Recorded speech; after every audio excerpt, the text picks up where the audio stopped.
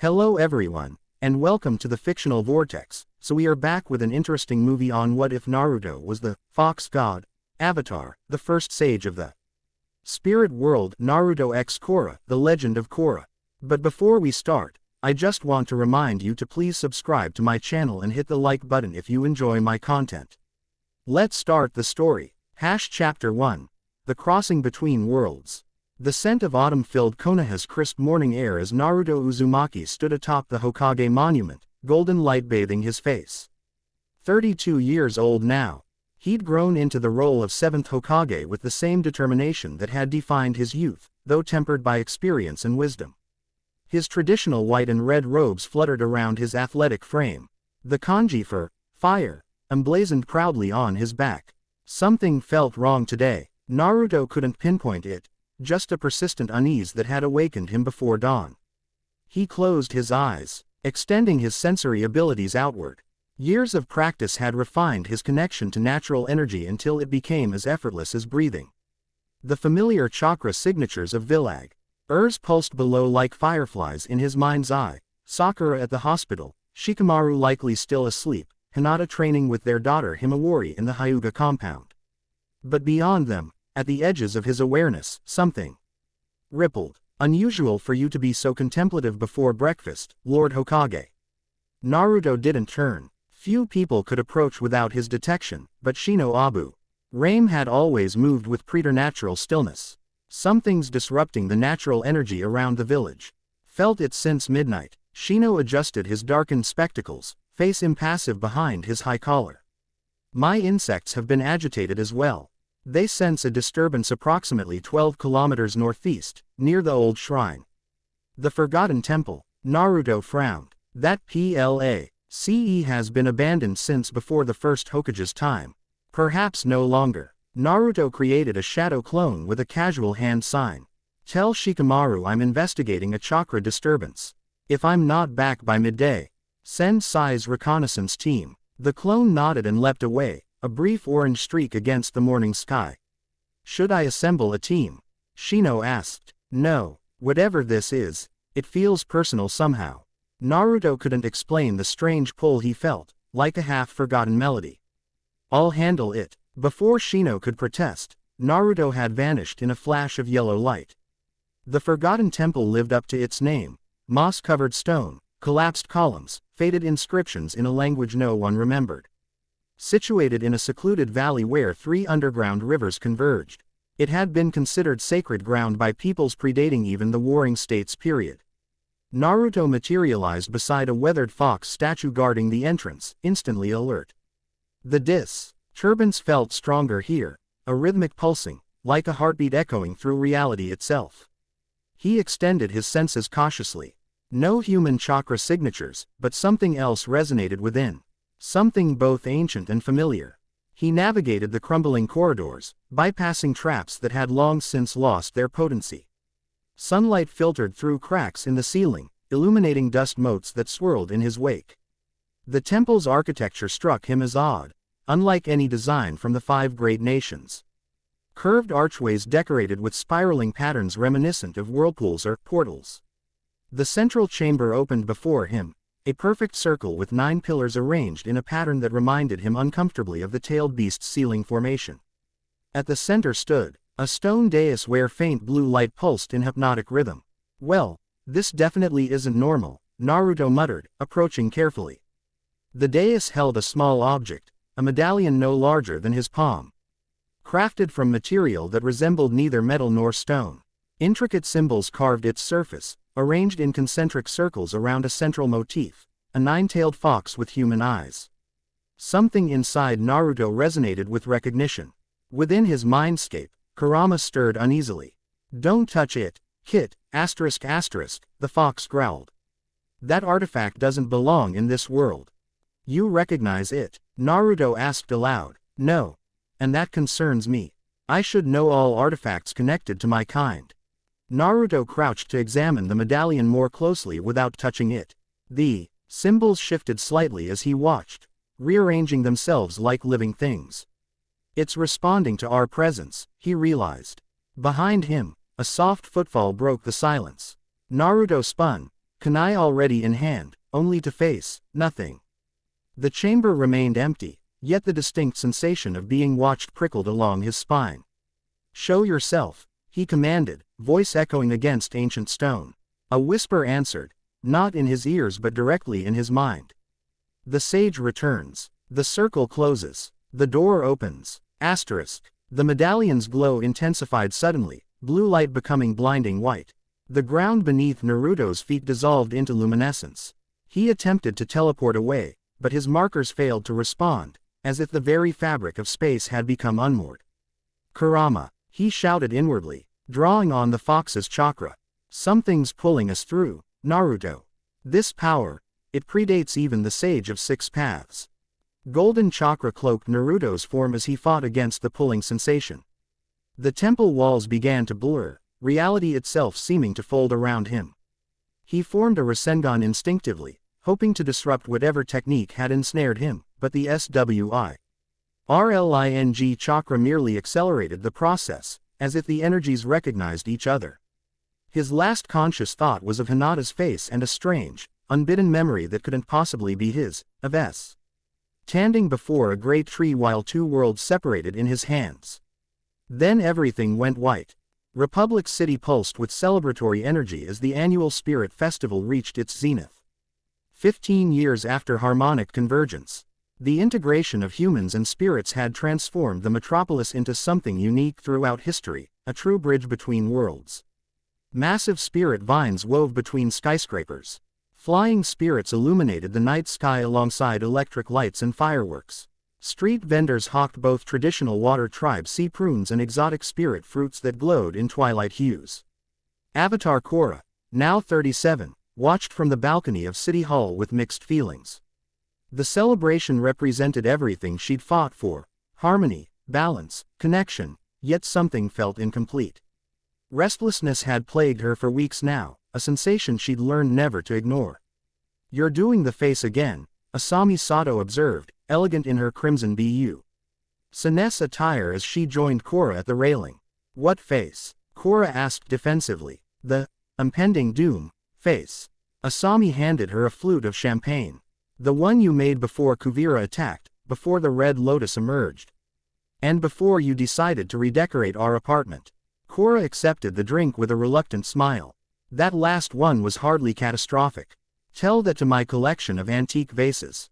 Asami's green eyes sparkled with amusement, but concern lingered beneath. "Seriously though, what's bothering you? You've been distracted all week." Korra sighed, unconsciously, touching the water tribe betrothal necklace at her throat, Asami's gift from 3 years prior. "The spirit world is unsettled. Spirits are migrating away from their usual territories. Even Iroh men. Tioned feeling a shift when I visited last month. Is that why you invited Jinora to the festival? Her spiritual connection sometimes perceives things differently than mine." Korra's gaze drifted toward the harbor where spirit lights danced above the water. "But she feels it too, something approaching. Not necessarily dangerous, just transformative." Asami followed her gaze. "Well, whatever cosmic crisis is brewing, it can at least wait until after President Moon's speech. She'll never forgive us if we have to evacuate during her big moment." Korra laughed despite herself, some tension releasing from her shoulders. "You always know how to." The words died in her throat as a column of light erupted from the harbor's center, brilliant gold interwoven with crimson energy that stretched skyward, parting clouds and illuminating the entire city in unnatural daylight. The festival crowd below fell silent before erupting into confused exclamations. "You were saying," Korra deadpanned, already reaching for the glider staff leaning against the wall. Asami sighed, pulling driving goggles from her jacket pocket. "I'll get the car." Republic City Harbor had transformed into chaos by the time they arrived. Festival goers crowded the promenade, pointing and shouting as the pillar of light continued to pulse. Small spirits flitted nervously around its perimeter while larger ones maintained a respectful distance, as if recognizing something beyond human understanding. Korra pushed through the crowd, Asami close behind.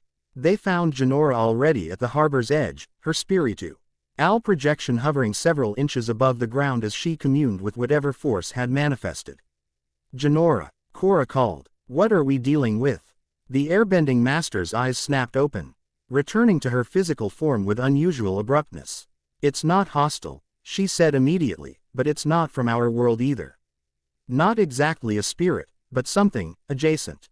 "That's helpfully vague," Asami commented, scanning the surrounding area for potential hazards.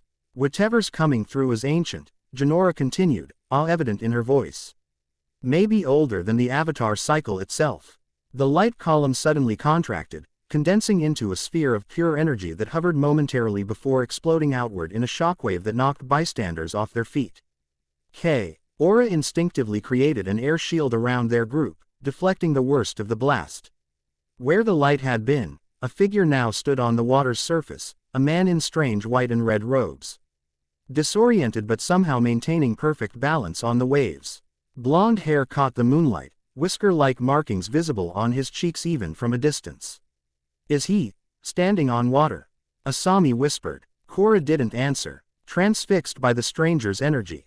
It wasn't quite bending, nor was it spirit energy as she understood it. Something completely different yet hauntingly familiar. Like encountering a variation of music based on scales she'd never heard. The stranger's head lifted suddenly, cerulean eyes scanning his surroundings with military precision before locking directly onto Korra. Recognition flashed across his features, followed by confusion, then wariness. "Avatar," he said, the word somehow carrying across the distance with perfect clarity despite the crowd's noise. Before Korra could respond, spirits began behaving erratically, small ones spiraling around the newcomer while larger entities bowed their heads in gestures that looked disturbingly like fealty. A fox spirit with 3 tails approached the water's edge, prostrating itself completely. "Great sage," it whispered reverently. "You have returned." The stranger looked as confused by this reception as Korra felt.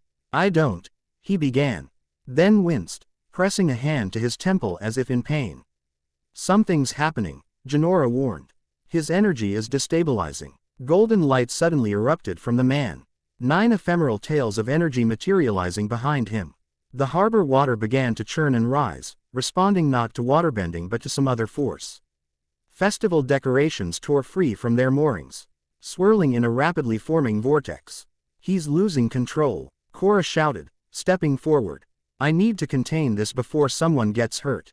Without waiting for response, she entered the avatar state, eyes glowing white as she bent all 4 elements simultaneously, creating a containment sphere around the stranger and his chaotic energy. Earth from the harbor floor, water from the bay, fire from festival torches, and air currents all responded to her command, forming a swirling barrier. Inside the sphere, the blond man's expression shifted from confusion to determination.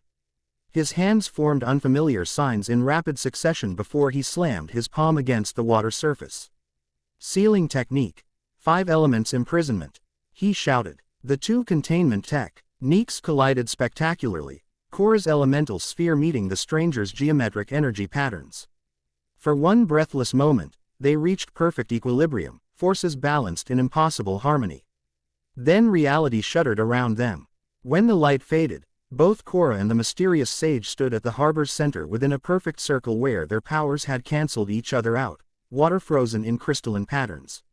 Air completely still, neither fire nor earth disturbed. The stranger stared at her with naked shock. "You countered my sealing technique. That shouldn't be possible." Korra remained in a defensive stance. "I could say the same about whatever you just tried." "I wasn't." He stopped, wincing again as if fighting a migraine. "Where am I?" "This isn't Fire Country. You're in Republic City," Korra answered cautiously. "During our spirit festival, which you've thoroughly disrupted." Recognition flickered in his eyes. "Republic City, Avatar Korra." He straightened, composing himself with visible effort. "My name is Naruto Uzumaki, 7th Hokage of the Hidden Leaf Village. I believe I've somehow crossed between dimensions." Korra maintained the avatar state, unconvinced. "And should that mean something to me?" "No," he admitted, "but it might to them." He gestured toward the spirits that had gathered in increasing numbers around them, all exhibiting unusual deference. The 3-tailed fox had been joined by others of its kind, each watching the exchange with uncanny intelligence. "The fox sage returns as prophesied," one spirit announced, its voice reverberating unnaturally. "When 2 worlds face the void." Jinora pushed forward, curiosity overcoming caution. What prophecy? There's nothing in our records about a fox sage. Because it was stricken from history. The spirit replied. By the first avatar's command. Korra and Naruto locked eyes again, mutual wariness giving way to reluctant recognition that their situations were equally confusing. Slowly, deliberately, Korra released the avatar state, her eyes returning to their natural blue. Simultaneously, Naruto's golden energy receded, the ephemeral tails dissipating. I'm not here to cause trouble, he said firmly. I'm trying to understand what's happening as much as you are. Then perhaps, suggested a new voice as President Moon approached with a security detail. We should continue this discussion somewhere that isn't terrifying my citizens. City Hall's conference room felt suffocatingly formal to Naruto, who stood by the window rather than taking a seat at the long table. The view of Republic City's skyline, so unlike anything in his world, helped ground him as disjointed memories continued assaulting his consciousness. Fragments of another life, another purpose, flitted through his mind like scattered puzzle pieces. So you're claiming to be from another dimension, President Moon summarized skeptically, where you serve as the leader of a hidden village of ninja. I'm not claiming anything, Naruto corrected firmly. I'm stating facts. I was investigating an energy disturbance at an ancient temple near my village when I read an artifact that somehow transported me here. And you have no idea why? Jinora asked, her expression far more curious than suspicious. Naruto hesitated, admitting to hearing voices and experiencing foreign memories would hardly build trust. No definitive explanation, he answered carefully. Though my connection to Kurama might be relevant. Kurama, Asami inquired. The nine-tailed fox spirit sealed within me. The revelation caused immediate tension. Guards shifted positions, and even the unflappable President Moon straightened in her chair. You have a spirit sealed inside you, Korra demanded, leaning forward. How is that possible? Why would you do such a thing? I didn't. My father sealed Kurama within me the day I was born to protect our village. Naruto met her accusatory gaze steadily. Where I come from, the tailed beasts are immensely powerful chakra entities. Kurama is my partner now, not my prisoner. As if on cue, Naruto felt Kurama stir within their shared consciousness. These humans know nothing, Naruto, the fox growled. But this world, it feels strangely familiar. Like returning to a forgotten den. Naruto conveyed this aloud, watching their reactions carefully. Jinora exchanged meaningful glances with Korra. The spirits recognized him, she pointed out. Called him the Fox Sage. A title I've never heard before today, Naruto clarified. Perhaps there's a way to verify his claims, suggested an older woman who had remained silent until now. Her gray hair was styled in a single braid, blind eyes milky but somehow still penetrating as she faced Naruto's direction with unerring accuracy. Chief Baifeng, President Moon acknowledged. You have a suggestion. If he truly contains a spirit entity, I should be able to sense it through seismic connection. The Earthbender explained. With your permission, stranger. Naruto nodded before realizing she couldn't see the gesture. Yes, he said aloud. Though I'd appreciate knowing what to expect. Toph Baifeng, legendary even in her advanced age, approached with the assistance of a young metalbender. Just stand still. This won't hurt unless you're lying. Her weathered hand pressed against the floor, establishing connection. And if he is lying? President Moon asked. Toph's weathered face split into a disconcerting grin. Then it will hurt quite a bit.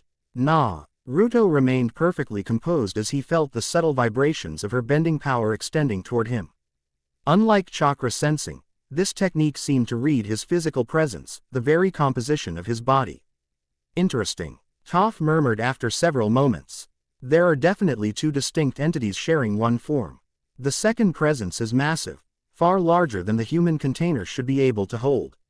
Her blind eyes narrowed. But there's something else, an echo, like a third presence buried deeper. Old, very old. Naruto felt cold suddenly. What do you mean, a third presence?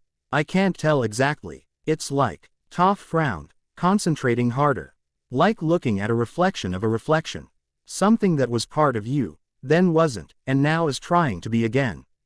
The description sent another wave of disjointed memories cascading through Naruto's mind. Vast forests, spirits dancing, human settlements forming, and a terrible darkness that consumed everything in its path. He staggered slightly, gripping the windowsill for support. Korra moved with surprising speed, catching his arm to steady him. The moment their skin contacted, a jolt of energy passed between them. Her eyes widened with shock that mirrored his own. "You felt that too," she said quietly.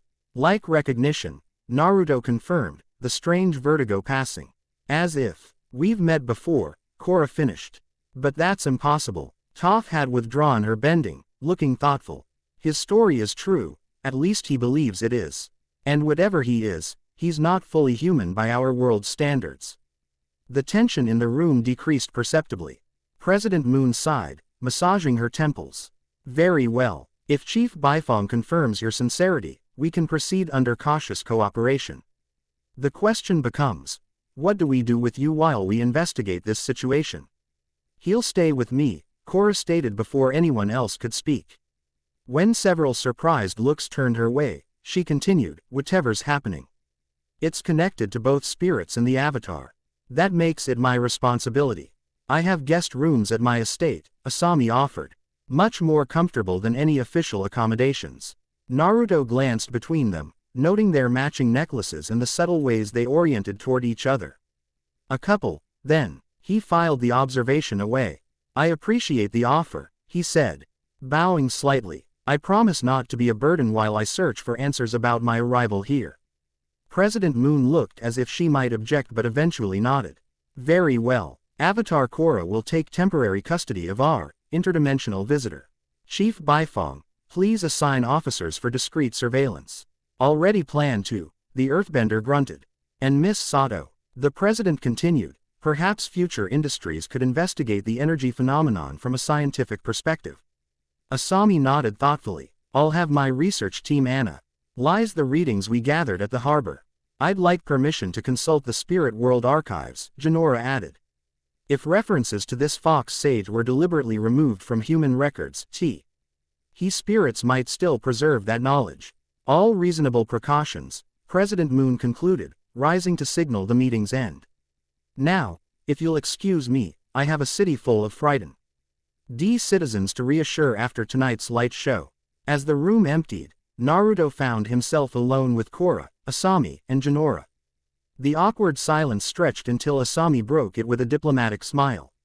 "Well, this certainly tops last year's festival drama when Bolin's trained fire ferrets escaped during the parade."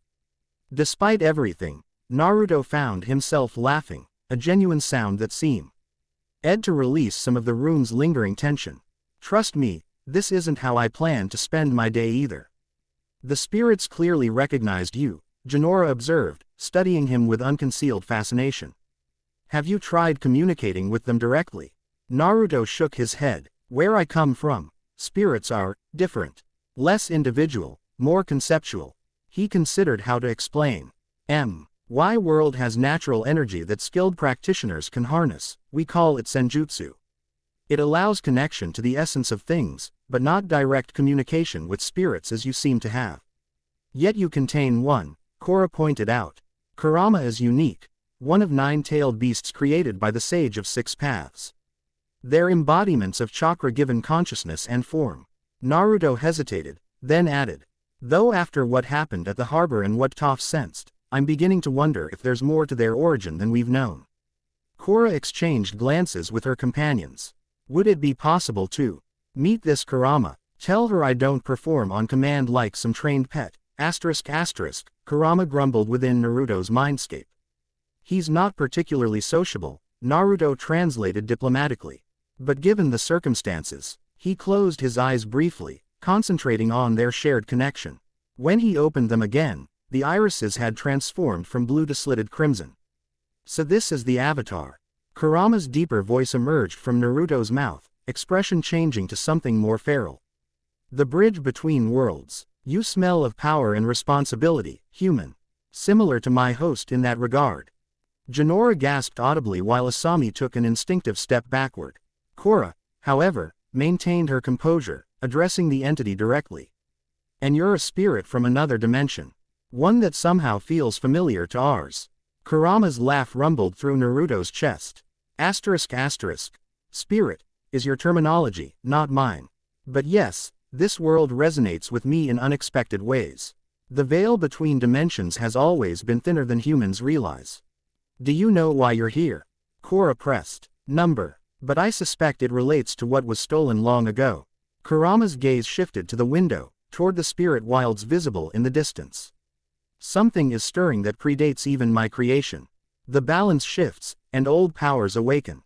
What was stolen? Jinora asked eagerly. But Kurama had already receded, returning control to Naruto, who blinked as his eyes reverted to blue. Sorry. He does that sometimes. Cryptic statements followed by dramatic exits. Korra looked frustrated but nodded. Spirits rarely give straight answers.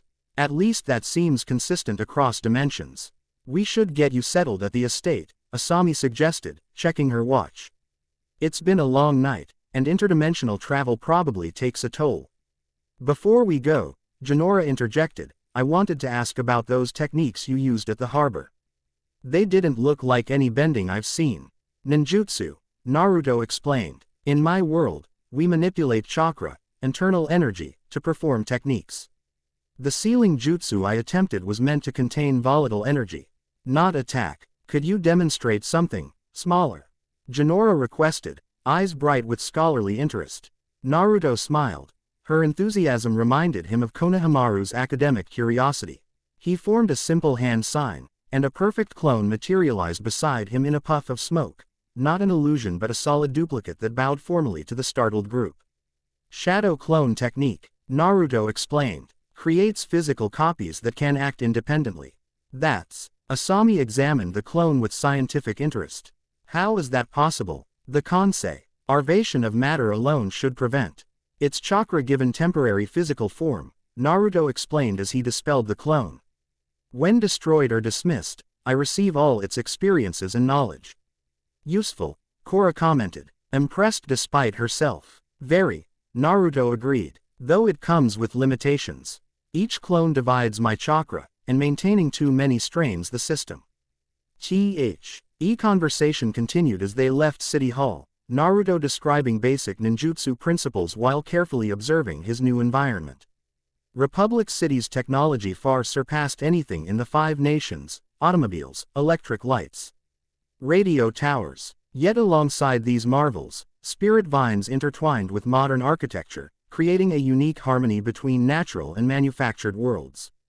Outside, festival activities had resumed, though with subdued energy after the evening's disruption. Citizens cast curious glances toward their group, particularly at Naruto's distinctive appearance and foreign clothing. We should probably find you less conspicuous attire, Asami noted as they approached her sleek Satomobile, a vehicle Naruto examined with undisguised fascination. Agreed. The Sei robes mark me as Hokage, not exactly inconspicuous. He ran a hand through his hair, suddenly conscious of his disheveled state. Though I didn't exactly pack for interdimensional travel, I'm sure we can find something suitable, Asami replied, unlocking the vehicle's doors. Bolin is about your size, and he keeps clothes at our estate for emergencies. As they prepared to depart, Naruto felt a prickling sensation at his nape, the unmistakable feeling of being watched. He scanned their surroundings casually, appearing to admire the architecture while extending his sensory abilities. There, on a rooftop 3 buildings away, a figure shrouded in darkness, presence masked but not completely hidden from his heightened perception. Not the police surveillance Baifeng had mentioned, something else. Without breaking stride, Naruto created another shadow clone with subtle hand movements, concealing the technique from casual observation. The clone transformed into a nondescript bird that took flight, circling toward the watcher's position. Everything all right? Korra asked, noticing his momentary distraction. Just admiring your city, Naruto replied smoothly. It's very different from Konoha. He'd know soon enough if the observer represented a genuine threat.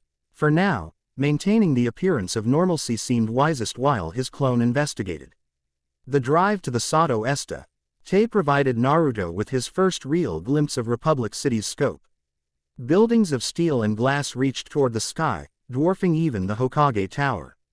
Vehicles moved along organized roadways. Eel trolleys carried citizens on elevated tracks. Electric lights illuminated everything, creating a perpetual twilight that would make stealth operations nearly impossible by shinobi standards. Our world developed very differently from mine, Naruto observed as they passed a power station humming with energy. How so? Asami asked, expertly navigating evening traffic. We focused our technological development around chakra applications rather than machinery. Medical techniques, transportation seals, chakra-conductive weapons. He gestured toward passing automobiles. Nothing like these vehicles are your electrical systems. Yet you can create solid duplicates of yourself and seal massive energy sources, Jinora pointed out from the back seat. That seems pretty advanced to me. Different approaches to similar problems. Naruto agreed, though I'd be lying if I said I wasn't impressed by what you've built here. The Sato estate emerged at the city's edge, an elegant mansion surrounded by manicured grounds and protected by a modern security gate. As they approached, Naruto's shadow clone dispersed, sending its gathered information directly to his consciousness. The Watcher had vanished before the clone could make contact, professionally trained in counter-surveillance. Not immediately hostile, but definitely interested specifically in Naruto rather than the group. Our puzzle piece in an increasingly complicated situation.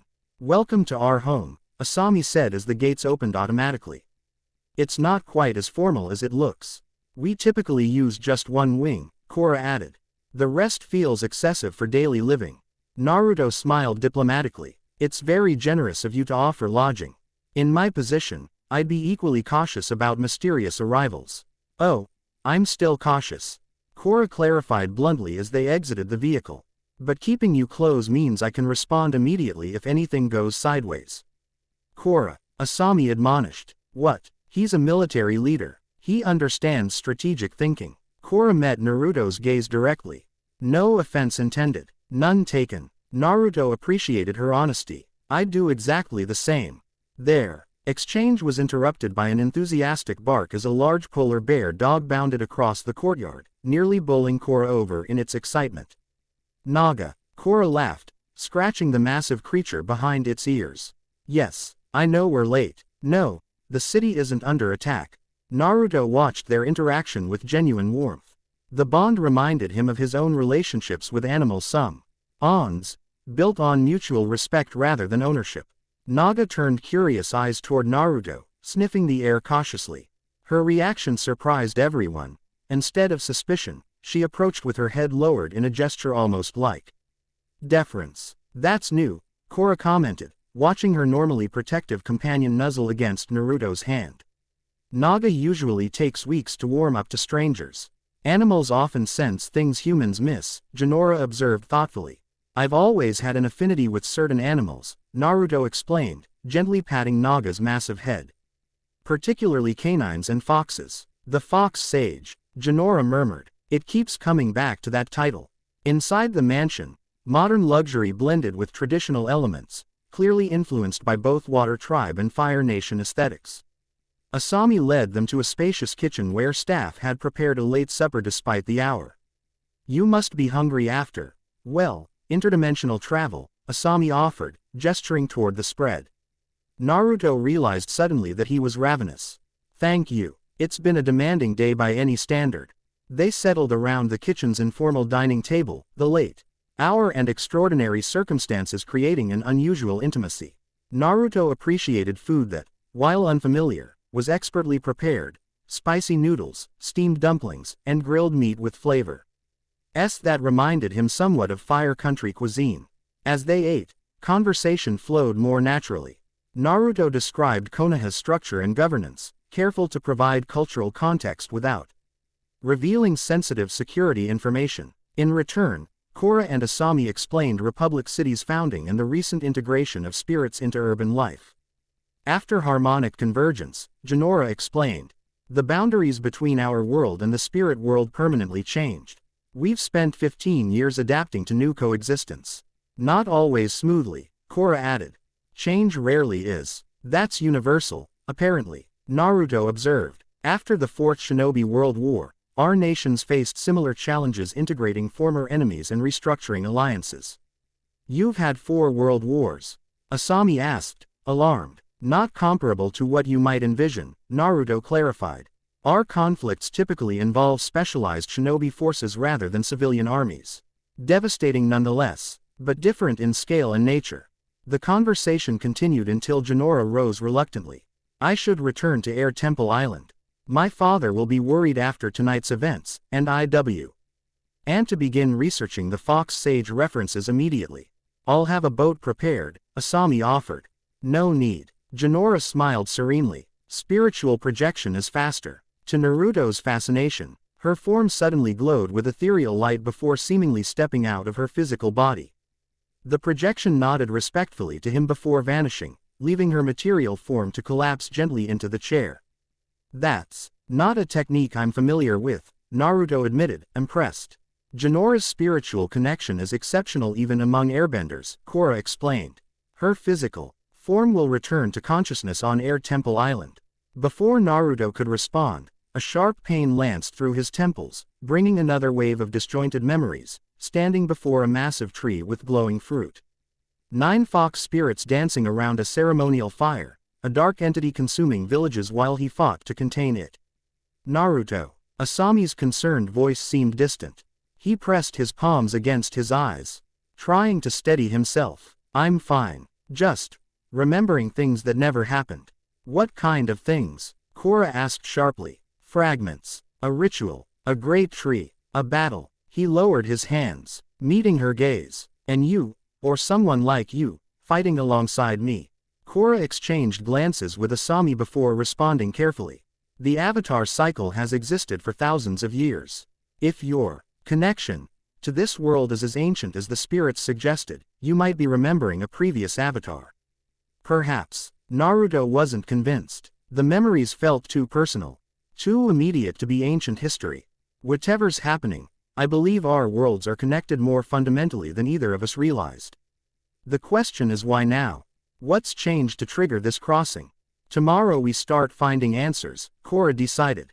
I'll take you to meet Tenzin, Jinora's father and the world's foremost authority on air nomad history. If records of the Fox Sage were deliberately erased, he might know where to look for surviving fragments. Naruto nodded, grateful for the structured approach.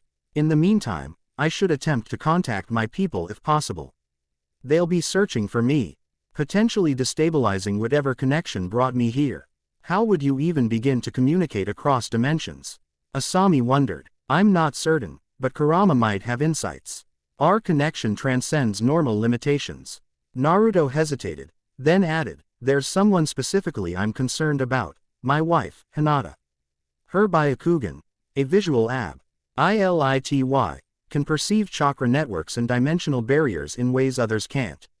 You're married, Asami noted with slight surprise. Yes, Naruto confirmed. We have 2 children, Boruto and Himawari. Speaking their names brought a wave of longing. Hinata will be leading the search efforts. If anyone can find a way to track me across dimensions, it's her. Something shifted in Korra's expression, a subtle recalculation. We'll set up a meditation space for you tomorrow. If spiritual connection is possible between worlds, that's our best starting point. Thank you. Naruto genuinely appreciated their help despite the circumstances. I recognize how disruptive my arrival has been. Your hospitality means a great deal. Asami smiled warmly. Well, interdimensional ninja diplomacy wasn't on today's agenda. But flexibility is important. Her light response eased the atmosphere, and conversation turned to practicalities, arranging guest quarters, providing suitable clothing, and establishing basic security protocols that respected both Naruto's privacy and their legitimate caution. Later, as Naruto settled into the guest suite, he finally had a moment alone to process the day's extraordinary events. The room itself was luxurious by any standard, spacious and elegantly appointed with a balcony overlooking the estate's eastern gardens. This world recognizes something in you that even I don't fully understand, Kurama observed, his presence manifesting in Naruto's consciousness. These memories are visions, Naruto responded internally, sitting cross-legged on the floor in meditative posture. They feel authentic, like something buried rather than fabricated. The old lady's seismic sensing detected a third presence within us, Kurama reminded him. Perhaps, part of your soul remembers what your mind doesn't.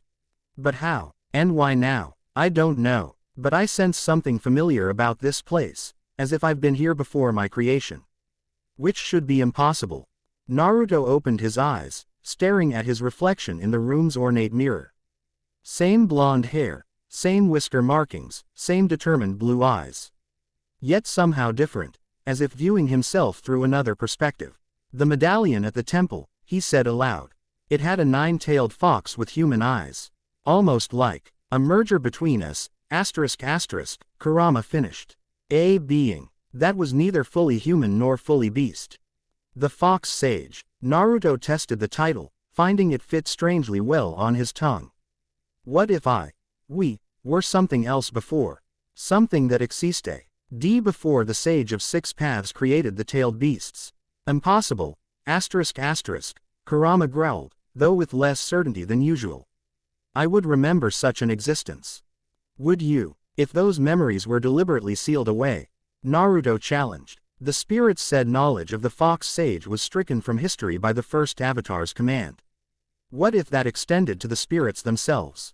Kurama fell silent, considering this uncomfortable possibility. Naruto moved to the balcony, gazing across Republic City's illuminated skyline toward the spirit wilds that pulsed with their own ethereal light.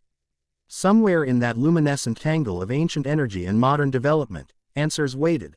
About his presence here, about the Fox Sage identity, about the connection between LDS that had apparently existed long before his birth.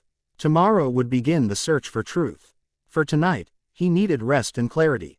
As he turned to retire, a flicker of movement caught his attention, a flash of pale eyes watching from the garden below before vanishing into shadow.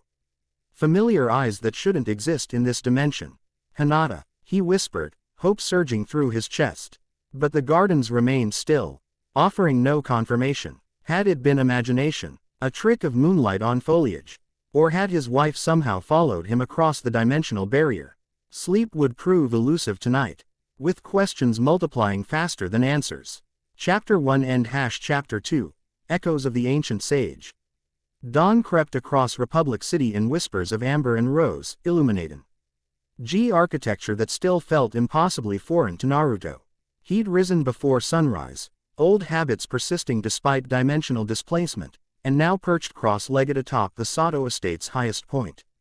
The mansion's pagoda-style roof provided an excellent vantage point to assess his surroundings while meditating on the previous night's revelations. Had he truly glimpsed Hinata in the gardens, or merely projected desperate hope into shadows and moonlight? The possibility that she might have followed him across dimensions both thrilled and concerned him. Her tracking abilities were unmatched in Konoha, but interdimensional travel carried unknown risks. The crisp morning air carried unfamiliar scents, industrial smoke mingling with spirit energy and salt from the distant harbor. Naruto closed his eyes, entering sage mode to extend his sensory perception across the awakening city. Chakra patterns here differed fundamentally from his world, less concentrated, more diffuse, yet connected to an underlying current that felt strangely familiar. There you are, called a voice from below. Most guests use the door. Naruto opened his eyes to find Korra standing in the garden, hands on hips. Head tilted back to observe him. Despite the early hour, she appeared fully alert, dressed in sleeveless blue training attire that emphasized powerful shoulders and arms, a fighter's physique that reminded him somewhat of Sakura. Force of habit, he responded with a small smile. Height provides perspective and tactical advantage, she added knowingly. Breakfast is ready, if you're interested in coming down. Unless you ninja types sustain yourselves on morning dew and vigilance. The comment startled a genuine laugh from Naruto as he released sage mode. Tempting offer. I haven't maintained my morning vigilance on an empty stomach since my genin days. He stepped casually off the roof, using precise chakra control to slow his descent until landing soundlessly beside her. Casual display of agility earned a raised eyebrow but no comment. Sleep well? Korra asked, leading him toward the house. Intermittently. Naruto matched her stride. I thought I saw something. In your gardens last night. Someone from my world. Korra's posture shifted subtly to alertness. Another traveler. Why didn't you say something immediately? Because I'm not certain what I saw. Naruto kept his tone even. It could have been wishful thinking. My wife has unique abilities that might allow her to track me across dimensions, but actual physical crossing would require extraordinary circumstances. Like whatever brought you here in the first place, Korra concluded thoughtfully. We should increase security patrols around the estate perimeter. Already done, came Asami's voice as they entered the breakfast room.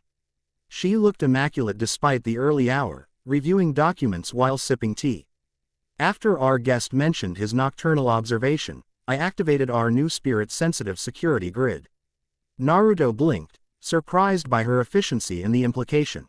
You were monitoring our conversation.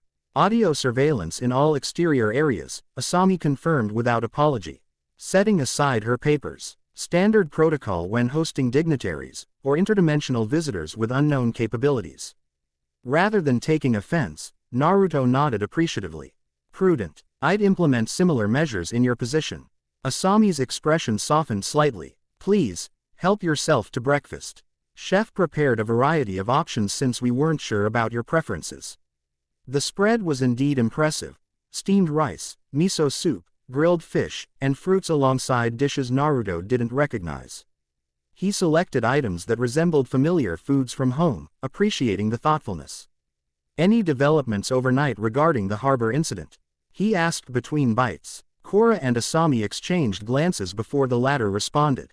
Future Indus. Tri's sensors recorded unusual energy patterns continuing for hours after your arrival. The frequency signature doesn't match any known spirit activity. And spirits have been acting strangely all morning, Korra added, piling food onto her plate with considerably less ceremony than her partner. Congregating around the portal and whispering about the return.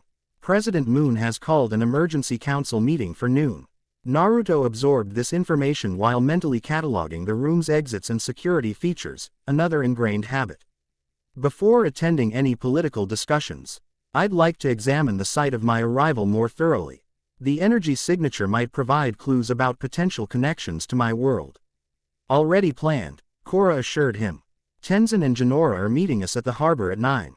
Jinora spent half the night researching references to fox spirits and ancient sages. That girl will work herself into exhaustion one of these days, Asami murmured with evident fondness.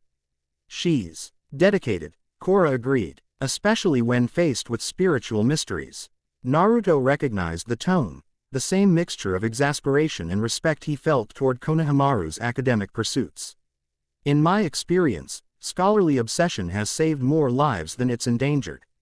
Speaking of lives, Asami interjected smoothly. We should discuss safety protocols for today's excursion. While President Moon has been informed of your unusual situation, the general public remains unaware of your interdimensional origins. You're suggesting a cover story, Naruto deduced. Precisely. We've prepared identification documents listing you as a cultural ambassador from a remote region beyond the Fire Nation colonies. Asami slid a folder across the table. The paperwork should withstand casual scrutiny. Naruto examined the meticulously forged documents with professional appreciation. Very thorough. Though my appearance is somewhat distinctive. Republic City hosts visitors from across the world, Korra pointed out. Unusual hair and eye coloring won't attract undue attention if you're dressed appropriately. Which reminds me, Asami rose gracefully. I've had suitable attire prepared. Nothing as formal as your Hokage robes, but respectable enough for official functions if necessary. The clothing she presented reflected careful consideration. Garments that echoed Fire Nation styling while incorporating subtle elements from all four nations. The outfit would allow him to blend in while moving freely if combat became necessary. Thank you, Naruto said sincerely. Your hospitality extends beyond obligation. Dimensional diplomacy requires finesse, Asami replied with a slight smile. And frankly, it's refreshing to address a crisis that doesn't involve explosions or property damage. Yet, Korra added dryly. Naruto couldn't help but laugh. I'll try not to destroy your city. Though based on my track record, I make no promises about structural integrity. The harbor looked remarkably ordinary in daylight. No lingering evidence of the previous night's dimensional rift beyond a small cordoned area where technicians operated strange equipment. Naruto had changed into the provided clothing, though he'd kept his headband, now tied around his right arm instead of his forehead. The red spiral symbol felt like an important connection to home. Tenzin awaited them near the water's edge, his tall frame and distinctive airbender tattoos immediately recognizable from Korra's descriptions. Beside him, Jinora paged T. Hero an ancient text while simultaneously directing researchers examining the site. Despite presumably limited sleep, her energy appeared boundless. Master Tenzin, Korra greeted formally, this is Naruto Uzumaki. The airbending master studied Naruto with penetrating gray eyes. So you're our interdimensional visitor. Jinora has told me about your arrival and the spirit's unusual reaction to your presence. Naruto bowed respectfully. Thank you for your assistance, Master Tenzin. I understand this situation creates complications for your city. The universe rarely consults our convenience when presenting challenges. Tenzin responded, his formal demeanor softening slightly. Jinora believes your appearance may connect to ancient spiritual history predating our written records. Jinora approached, closing her book with evident excitement. The references are fragmentary but fascinating. I found 3 separate mentions of a guardian with 9 aspects in pre-Avatar texts from different cultures. Each describes a figure who could command both spirits and elements but wasn't bound by the Avatar cycle. That doesn't align with anything in our spiritual understanding, Tenzin noted with scholarly concern. The Avatar has always been the bridge between worlds. Always that we know of, Jinora corrected. These references suggest an earlier system, or perhaps a parallel one. Naruto listened attentively, trying to connect these fragments to his own disjointed memories. In my world, the Sage of 6 Paths was the first to harness chakra, eventually creating 9-tailed beasts from an original entity. Could there be a connection? Perhaps. Jinora's eyes brightened with intellectual excitement. Would you permit me to examine your energy directly? There might be patterns that provide additional insights. Is that safe? Korra interjected, exhibiting subtle protectiveness that Naruto found interesting. Perfectly, Jinora assured her. It's just spiritual observation, similar to reading someone's aura but more detailed. Naruto nodded consent. How should we proceed? Just stand naturally. I'll create a temporary spiritual connection. Jinora moved to stand before him, raising her hands to frame his torso without touching him. Her eyes closed in concentration as a gentle breeze stirred around them despite the still morning air. The sensation reminded Naruto of medical examinations, a gentle probing of his energy systems by an external force. He maintained relaxed awareness, neither resisting nor actively participating in the process. Jinora's expression shifted suddenly from concentration to astonishment. Her eyes flew open, wide with discovery. The patterns, they're identical to the ancient carvings in the Western Air Temple's forbidden archives. What carvings? Tenzin asked sharply. The ones in the sealed meditation chamber, Jinora explained rapidly. The spiraling formations with 9 pointed symbols surrounding a central figure. We always thought they represented lost airbending techniques, but they're energy patterns, exactly matching the flows in his chakra network. All eyes turned to Naruto, who maintained his composure despite the revelation. These carvings, how old are they? Pre-Avatar, Jinora confirmed. Possibly predating human civilization as we understand it. The stone itself has never been successfully dated. Show me, Naruto requested simply. Jinora glanced at her father, who stroked his beard thoughtfully before nodding. If these connections are genuine, the implications are significant. For our understanding of spiritual history, we should complete our examination of the harbor first, Korra suggested practically. If another portal opens, we need to be prepared. Naruto appreciated her prioritization. Agreed. Historical investigation can wait until we've secured the immediate situation. They proceeded to the exact spot where Naruto had materialized the previous night. Your Industries technicians had established a perimeter of sophisticated equipment that measured energy fluctuations using principles Naruto couldn't begin to comprehend. The residual energy signature is unlike anything we've recorded, explained the lead technician, a bespectacled woman who introduced herself as Zhu Li. It contains elements resembling spirit energy but structured differently, more coherent, almost engineered. Engineered by what? Korra questioned. Unknown. Zhu Li adjusted her glasses. But the pattern suggests intention rather than natural occurrence. Something cold settled in Naruto's stomach. You're saying something deliberately created the portal that brought me here. The evidence supports that hypothesis, Zhu Li confirmed neutrally. Before anyone could respond, A small fox spirit materialized beside them, three tails swishing anxiously as it regarded Naruto with unsettling intelligence. Great sage, it addressed him directly, ignoring the others present. They approach from the void between. The boundaries weaken. What approaches? Naruto knelt to the spirit's level. What boundaries do you mean? The fox spirit tilted its head, seemingly confused by his questions. You still don't remember. The seals you created to separate the worlds. They corrode from forces beyond. I created no seals, Naruto stated firmly. Not you as you are now, the spirit corrected. You as you were before. When you walked both realms as their guardian. Tenzin stepped forward cautiously. Spirit, what do you know of this fox sage? The fox regarded him dismissively. Human records were purged by command of the first avatar. Spirit memories remain intact. The fox sage established the boundaries between worlds when the great spirits threatened to consume humanity. Why would the first avatar erase such knowledge? Jinora wondered. To establish singular authority, the spirit answered simply. Two bridges cannot span the same chasm without one becoming redundant.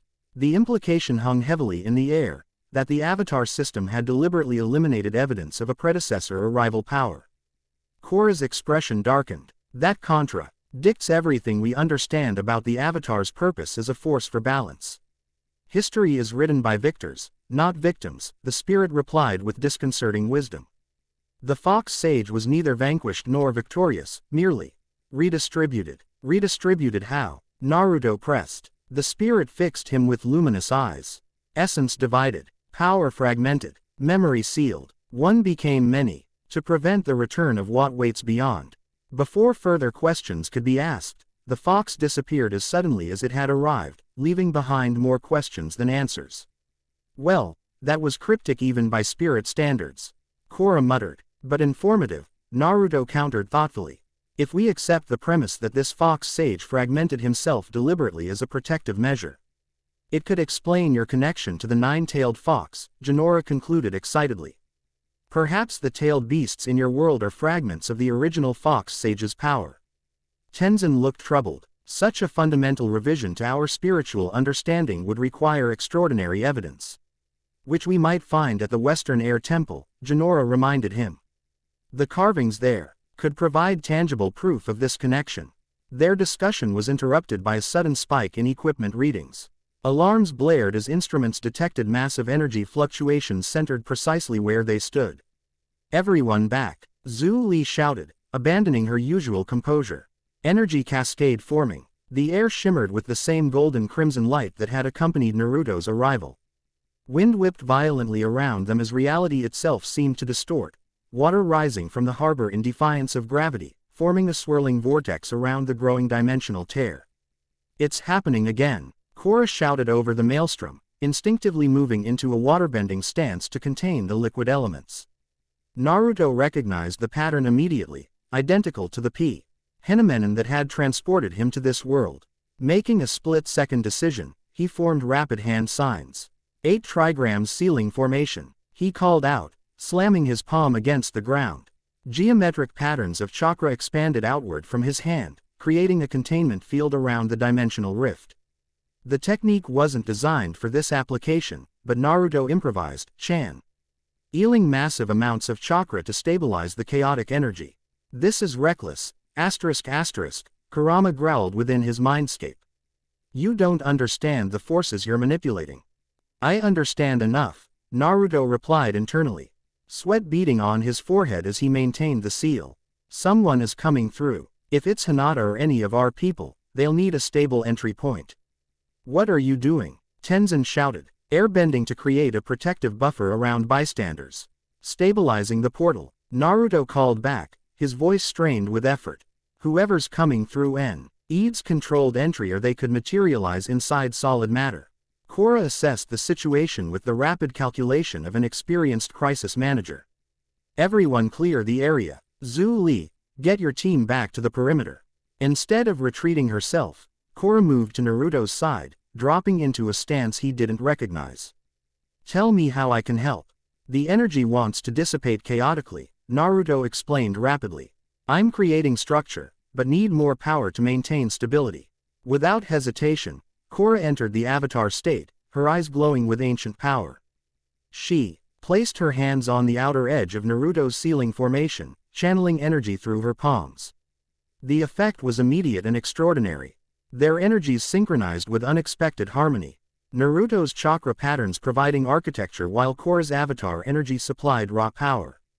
The dimensional rift stabilized into a swirling portal approximately 2 meters in diameter. Within the golden light, a silhouette appeared, a slender figure moving with precise determination. As the form solidified, distinctive pale eyes became visible, scanning the surroundings with analytical intensity.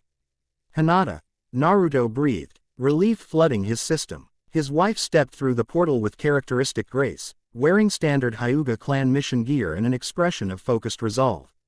Her Byakugan was active, veins prominent around her eyes as she assessed the new environment in milliseconds.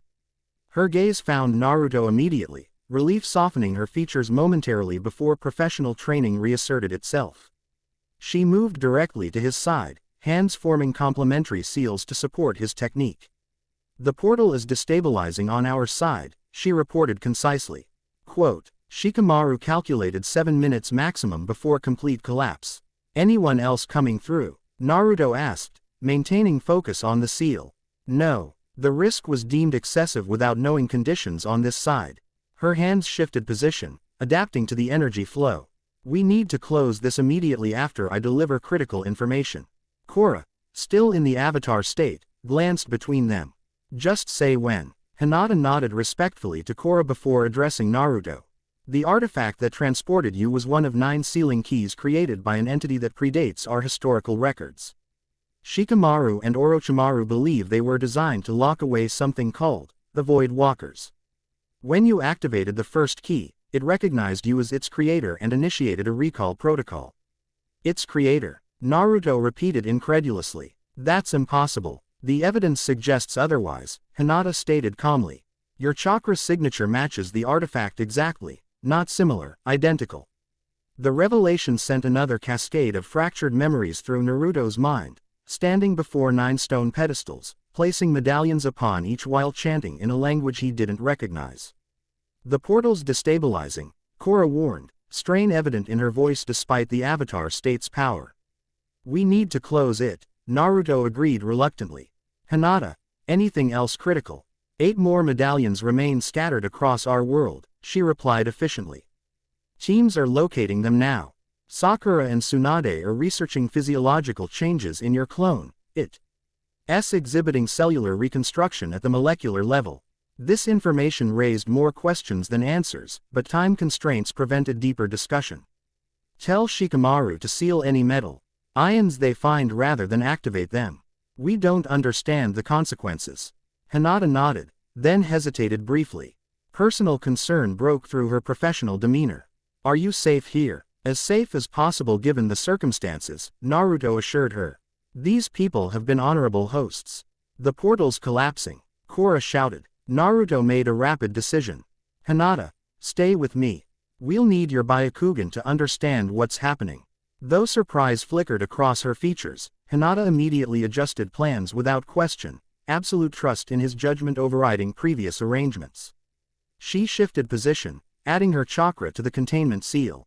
"On 3, we close it controlled rather than letting it collapse," Naruto instructed both women. 1, 2, 3. Their combined energies contracted around the portal, forcing it closed with disciplined precision rather than allowing chaotic dissolution. The dimensional rift sealed with a thunder ouse boom that reverberated across the harbor, sending shockwaves through water and air alike. As the light faded, Naruto released the sealing technique, breathing heavily from exertion. Beside him, Korra exited the avatar state, looking equally drained but satisfied with their coordinated effort. Hinata deactivated her Byakugan, blinking as her eyes readjusted to normal vision. Her posture remained alert as she assessed their surroundings with trained precision, noting each person's position and potential threat level. "Well," Korra broke the momentary silence, "I'm guessing this is the wife you mentioned." Despite everything, Naruto couldn't suppress a smile at her dry delivery. "Yes, Hinata Uzumaki, formerly of the Hyuga clan. Master of the gentle fist technique and one of Konoha's foremost tracking specialists." Hinata bowed formally. Thank you for assisting my husband, Avatar Korra. Your energy manipulation technique is remarkable. Likewise, Korra responded, genuine respect in her tone. That was some impressive coordination on zero preparation. Their interaction was interrupted as Tenzin approached cautiously, followed by Jinora and the research team. I believe introductions and explanations are in order, the airbending master suggested diplomatically. And perhaps medical examination, Jinora added, studying Hinata with undisguised fascination. Interdimensional travel must place extraordinary stress on human physiology. I'm uninjured, Hinata assured her politely but firmly. My clan's visual prowess allows me to monitor my own chakra system for disruptions. Your eyes, Jinora observed with scholarly interest. They're different from any I've seen. The Byakugan, Hinata explained simply. A Kekkei Genkei, bloodline limit, that provides Ne. AR 360-degree vision and the ability to see chakra pathways. Remarkable, Tenzin murmured, but perhaps we should continue this discussion somewhere less public. The commotion has already attracted attention. Indeed, a crowd had gathered at the security perimeter, citizens and journalists alike trying to glimpse whatever new spiritual phenomenon had disrupted their morning. Police officers maintained the boundary, but curiosity would inevitably generate questions difficult to answer diplomatically. Agreed, Naruto acknowledged. Hinata's arrival provides crucial information we need to process privately. Asami, who had maintained tactical distance during the potentially dangerous portal manipulation, now approached with characteristic composure. My car is waiting. We can return to the estate immediately. I'll handle the public explanation, Tenzin offered. Another spiritual fluctuation should surprise no one given recent events. As they prepared to depart, Naruto maintained Ned's subtle awareness of his wife's condition. Despite her assured statement of well-being, he recognized the minute signs of strain in her posture and breathing. Interdimensional travel had taxed her considerably, though she would never admit weakness in uncertain surroundings. You didn't expect to stay, he observed quietly as they walked toward Asami's vehicle. No, Hinata confirmed softly. But circumstances change. Adaptation is necessary. Her simple statement carried profound acceptance of their situation, the same resilience she demonstrated throughout their relationship. No complaints, no recriminations. Just calm assessment and forward planning. I'm glad you're here, he admitted, allowing rare vulnerability to surface briefly. Her expression softened momentarily. As am I. The understated exchange communicated volumes between them. Relief, concern, determination shared without need for elaborate expression. Years of partnership had refined their communication to efficiency and precision without sacrificing emotional depth. Korra, walking slightly ahead with Asami, glanced back at them with an expression Naruto couldn't quite interpret, something between curiosity and assessment. The Avatar's perceptiveness extended beyond spiritual matters, it seemed. The drive to the Sato estate proceeded in relative silence, each person processing the morning's revelations differently. Jinora occasionally glanced at Hinata with barely contained scholarly curiosity, while Korra maintained alert awareness of their surroundings, a warrior's habit Naruto recognized and respected. Upon reaching the estate, they gathered in Asami's private study, a room combining luxurious comfort with practical functionality. Maps covered one wall, engineering blueprints another, while a massive desk dominated the center space. Security features were subtly integrated throughout. Reinforced windows, multiple exits, and what Naruto suspected were concealed weapon caches. Please, make yourselves comfortable, Asami offered, activating a switch that illuminated the room's electric lights despite midday sunshine streaming through windows. This room is electronically shielded from external surveillance. Thoughtful precaution, Hinata noted with professional appreciation. Once everyone had settled, Naruto addressed the group. Hinata's information changes our understanding of the situation significantly. This wasn't random chance or natural phenomenon, something deliberately brought me here. The medallion you found was calling you back, Korra summarized. But back to what? A role you don't remember. A life from thousands of years ago. Possibly both, Hinata interjected, her normally reserved manner yielding to the urgency of their situation. Our research team discovered ancient references to 9 sealing medallions created to imprison entities called Void Walkers. The texts were fragmented, but suggested these beings existed before creation itself and sought to unmake reality. That aligns with what the fox spirit told us, Jinora observed. About the fox sage establishing boundaries between worlds to protect humanity from great spirits. But why would Naruto be connected to medallions created thousands of years ago? Asami questioned logically. Reincarnation, Korra suggested. The avatar spirit passes from one lifetime to the next. Perhaps the fox sage operates similarly. Naruto shook his head slowly. This feels different from reincarnation. The memories coming to me don't feel like past lives, they feel like parts of myself I've forgotten. As if you were divided. Hinata finished quietly, just as the fox spirit suggested. Silence fell as they considered the implications. Finally, Jinora spoke, her scholarly training providing structure to their theories. Let's examine what we know concretely. First, ancient carvings in the Western Air Temple match energy patterns in Naruto's chakra system. Second, spirits recognize him as the fox sage, who predated the avatar cycle. Third, he contains a nine-tailed fox entity that may be connected to this ancient role. Fourth, medallions that serve as sealing keys recognize his energy signature as their creator.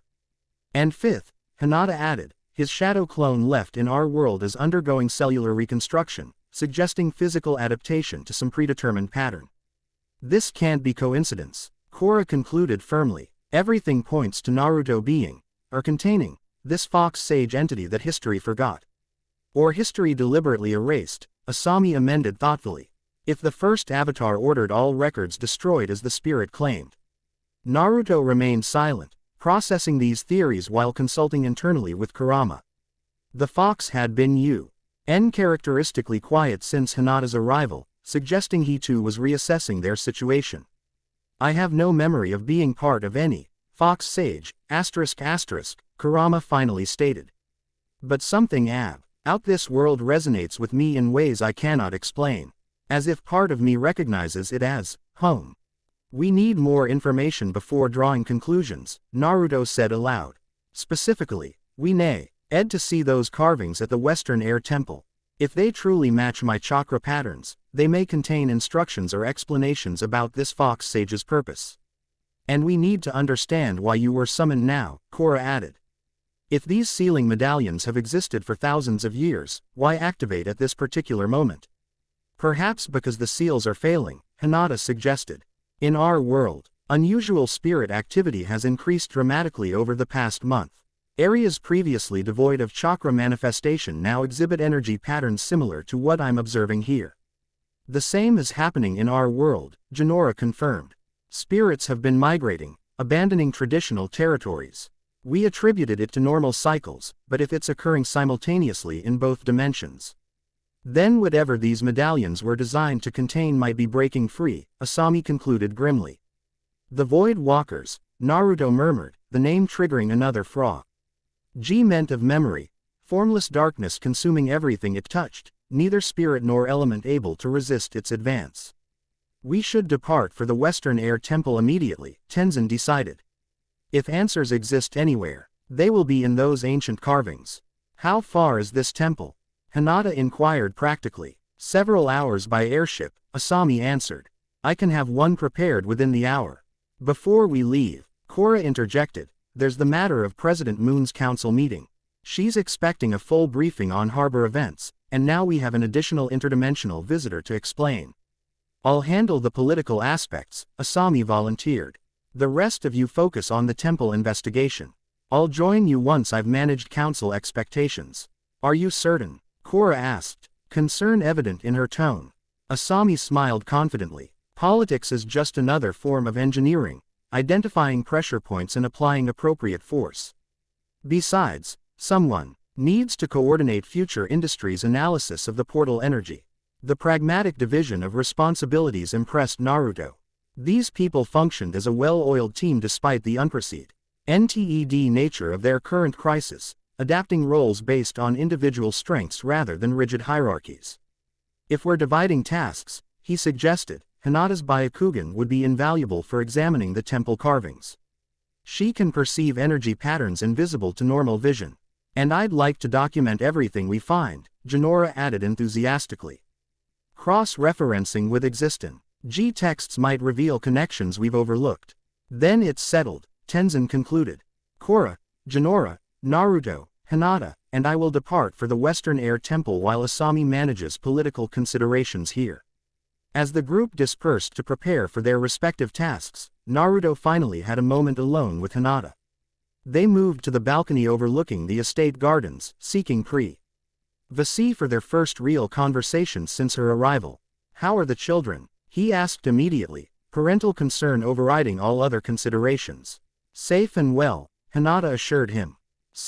Rada is staying with Himawari at the compound, and Boruto insisted on joining the research team despite Shikamaru's objections. Naruto smiled faintly. "Of course he did. He's very much your son," Hinata observed, her formal demeanor softening, determined to solve problems through direct action rather than patience. "And Himawari, worried but resilient, she's been helping Sakura organize medical protocols for potential interdimensional effects." Hinata hesitated briefly. "They all believe you'll return soon." Their faith never wavered. The simple statement carried profound emotional weight. Naruto reached for her hand, finding her fingers already extending toward his, synchronicity born of years together. "What weren't you comfortable sharing with the others?" he asked quietly. Hinata's perception had always extended beyond physical sight. "Orochimaru believes the cellular changes in your clone suggest reversion to an original form, as if your current physical structure is itself a kind of seal containing something else." "The Fox Sage," Naruto concluded. "Possibly." She met his gaze directly. "If true, complete transformation might mean losing yourself as you currently exist." The implication hung between them, that recovering his ancient identity might mean sacrificing the person he had become, the man she had married, the father of their children. "That won't happen," he stated with absolute conviction. "Whatever I was before, whatever power was fragmented, I remain Naruto Uzumaki. That core identity has survived everything from childhood isolation to war to extracting Kurama. It will survive this too." Hinata studied him with her remarkable perception before nodding once. "I believe you." Those three simple words carried more weight than elaborate declarations from anyone else could have. Hinata's faith had always been his most reliable anchor, unwavering through every challenge they'd faced. "There's something else," she added after a moment. Omething I observed about Avatar Korra during the portal sealing." "What?" "Her energy resonated with yours in a pattern I've never seen before, not synchronization between separate individuals but complementary aspects of a unified system. As if your energies recognized each other at a fundamental level." Naruto considered this observation thoughtfully. "I felt it too, unexpected harmony in our techniques despite completely different foundations. It may be relevant to understanding your connection to this world," Hinata suggested.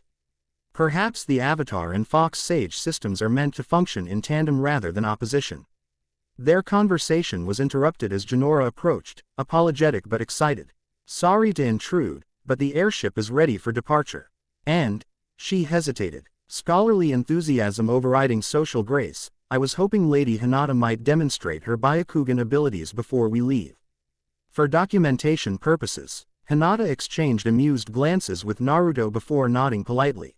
"Of course. Though I'm simply Hinata, no honorific necessary." "Oh, thank you." Jinora's formality dissolved into academic enthusiasm. "I've been theorizing about PTION-based abilities since encountering Toph's seismic sensing. Your Byakugan might represent an evolutionary branch of similar capabilities." As Hinata accompanied the excited airbender inside, demonstrating her visual prowess with patient grace, Naruto remained on the balcony briefly. The view of Republic City sprawled before him, a world he'd never known existed yet somehow felt connected to at a primal level. "We're missing something obvious, Kurama rumbled within his consciousness. "Some piece that would make these fragments coherent." "We'll find it," Naruto assured his partner. "Starting with those temple carvings."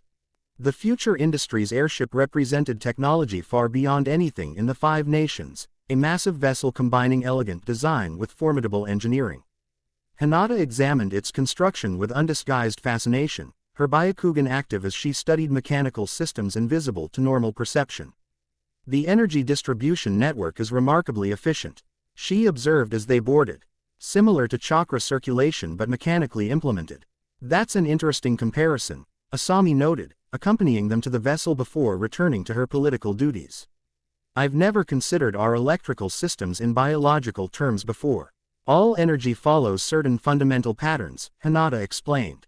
The differences lie in implementation rather than underlying principles. Their exchange exemplified the cross-dimensional knowledge sharing that had developed naturally throughout the morning, each person contributing unique perspective without territorial ego. Naruto observed this collaborative spirit with appreciation, recognizing how easily hostility or suspicion might have dominated instead. The airship's passenger cabin rivaled luxury accommodations in the Land of Fire's finest establishments, comfortable seating, expansive windows, and amenities designed for extended travel. As they settled in for departure, Korra approached Naruto with determined purpose. Before we reach the temple, I need to understand your combat capabilities better, she stated directly. If we're facing threats from beyond dimensional boundaries, coordination will be essential. Practical assessment, Naruto agreed. The airship has sufficient space for demonstration. Cargo hold is reinforced specifically for avatar training sessions. Korra confirmed with a hint of pride. Asami designed it to withstand elemental bending practice without structural damage. Tenzin overheard their exchange, stroking his beard thoughtfully. A combat assessment seems prudent, though perhaps with certain limitations to avoid unintended consequences mid-flight. No Rasenshuriken indoors, Naruto translated with a smile. Understood. The cargo hold proved impressively spacious, an open area approximately 20 meters square with reinforced walls, ceiling, and flooring. Various training equipment lined the perimeter, suggesting frequent use for physical conditioning. Korra rolled her shoulders as they entered, excitement evident in her posture. So, how should we approach this? Controlled sparring, technique demonstration. Let's start with baseline capabilities, Naruto suggested. I'll demonstrate standard jutsu categories while you show corresponding bending techniques. Then we can explore potential synergies. Hinata and Jinora observed from the sidelines, the latter documenting everything with scholarly precision while the former activated her Byakugan to monitor energy patterns. I'll begin with basic ninjutsu, Naruto stated, forming hand signs that had become second nature over decades of practice. Shadow clone technique. 5 perfect duplicates materialized around him, each a solid, independent entity capable of autonomous action. Korra circled them with undisguised fascination, poking one experimentally to confirm its physical substance. Extraordinary, she commented. The RGY division is completely even between all copies. Each contains approximately 1/6 of my current chakra capacity, Naruto explained. They can perform most techniques I can, though with proportionally reduced power. Nothing in bending creates actual duplicates, Korra noted. We can manipulate elements to create shapes or even simulate movement, but not independent consciousness. Demonstrated by pulling moisture from the air, forming a water duplicate that mimicked her movements but remained clearly inanimate. Interesting contrast, Naruto observed as he dispelled his clones. Your elemental manipulation seems more direct than our ninjutsu approach. Less internal processing, more immediate connection to external forces. That's accurate, Jinora commented from the sideline. Bending comes from the connection between one's kai and the elemental energy around us, not from internally generated power. Though the avatar state draws on internal spiritual energy, Korra amended, which might be more comparable to your chakra system. Their methodical comparison continued, Naruto demonstrating transformation techniques, elemental manipulation, and sensing ability. While Korra exhibited increasingly complex bending maneuvers. Each observed the other with professional appreciation, mentally cataloging potential complementary applications. Your fire manipulati maintains higher temperature than standard firebending, Korra noted after Naruto demonstrated a controlled fire-style technique. But has shorter range and duration. And your water control adds anything our most skilled water-style users could maintain, Naruto countered, genuinely impressed by her ability to manipulate massive liquid volumes with minimal apparent effort. When they progressed to physical combat demonstration, the similarities in their fighting philosophies became more apparent. Both had integrated multiple disciplines into personalized styles emphasizing adaptability over rigid form. They exchanged basic combinations, Naruto's taijutsu meeting Korra's hybrid approach blending waterbending fluidity with earthbending stability. Your form incorporates elements from multiple traditions, Naruto observed, easily reading her movement patterns after decades of combat experience. As does yours, Korra countered, matching his pace with practiced precision. Self-T. Odd adaptations built around core disciplines. Their demonstration gradually evolved into something resembling actual sparring, neither employing full capability but testing boundaries with increasing complexity. A rhythm developed between them, attack and defense flowing with unusual harmony given their brief acquaintance. From the sideline, Hinata observed with her Byakugan active, noting patterns invisible to normal perception. Their energy signatures are harmonizing, she commented quietly to Jinora. Not just coordinating movement, but actually synchronizing at the energetic level. Like compatible frequencies finding resonance, Jinora suggested, fascinated by the observation. Precisely, Hinata confirmed. I've only seen similar patterns between people who have trained together for many years. The impromptu session concluded when a particularly energetic exchange sent both participants sliding to opposite ends of the training area, each breathing heavily but grinning with unmistakable enjoyment. Well, that was enlightening, Korra acknowledged, wiping perspiration from her forehead. Your physical capabilities exceed human norms in our world considerably. As do yours, Naruto returned sincerely. Your bending provides versatility my techniques can't match in certain applications. Together, you'd make formidable allies against nearly any threat, Tenzin observed from the entrance. Having arrived partway through their session, which may be precisely why you've been brought together now. His comment sobered the mood instantly, reminding everyone of their purpose. The playful exploration of abilities yielded to renewed focus on their mission as the airship continued its journey toward the Western Air Temple. Carved directly into the underside of a massive cliff, the Western Air Temple defied conventional architectural understanding. Inverted pagodas hung from stone outcroppings like massive stone stalactites, connected by bridges that seemed to float unsupported between structures. Ancient air bison statues guarded precarious pathways, their weathered features bearing silent witness to centuries of history. Remarkable, Hinata Bridge, eathed as they disembarked from the airship onto a landing platform carved from the living rock.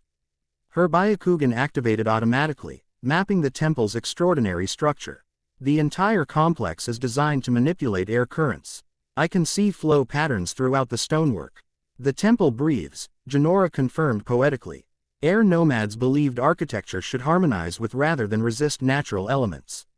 Naruto studied the inverted structures with professional assessment, noting defensive advantages and tactical peculiarities. Unconventional approach would complicate standard assault strategies.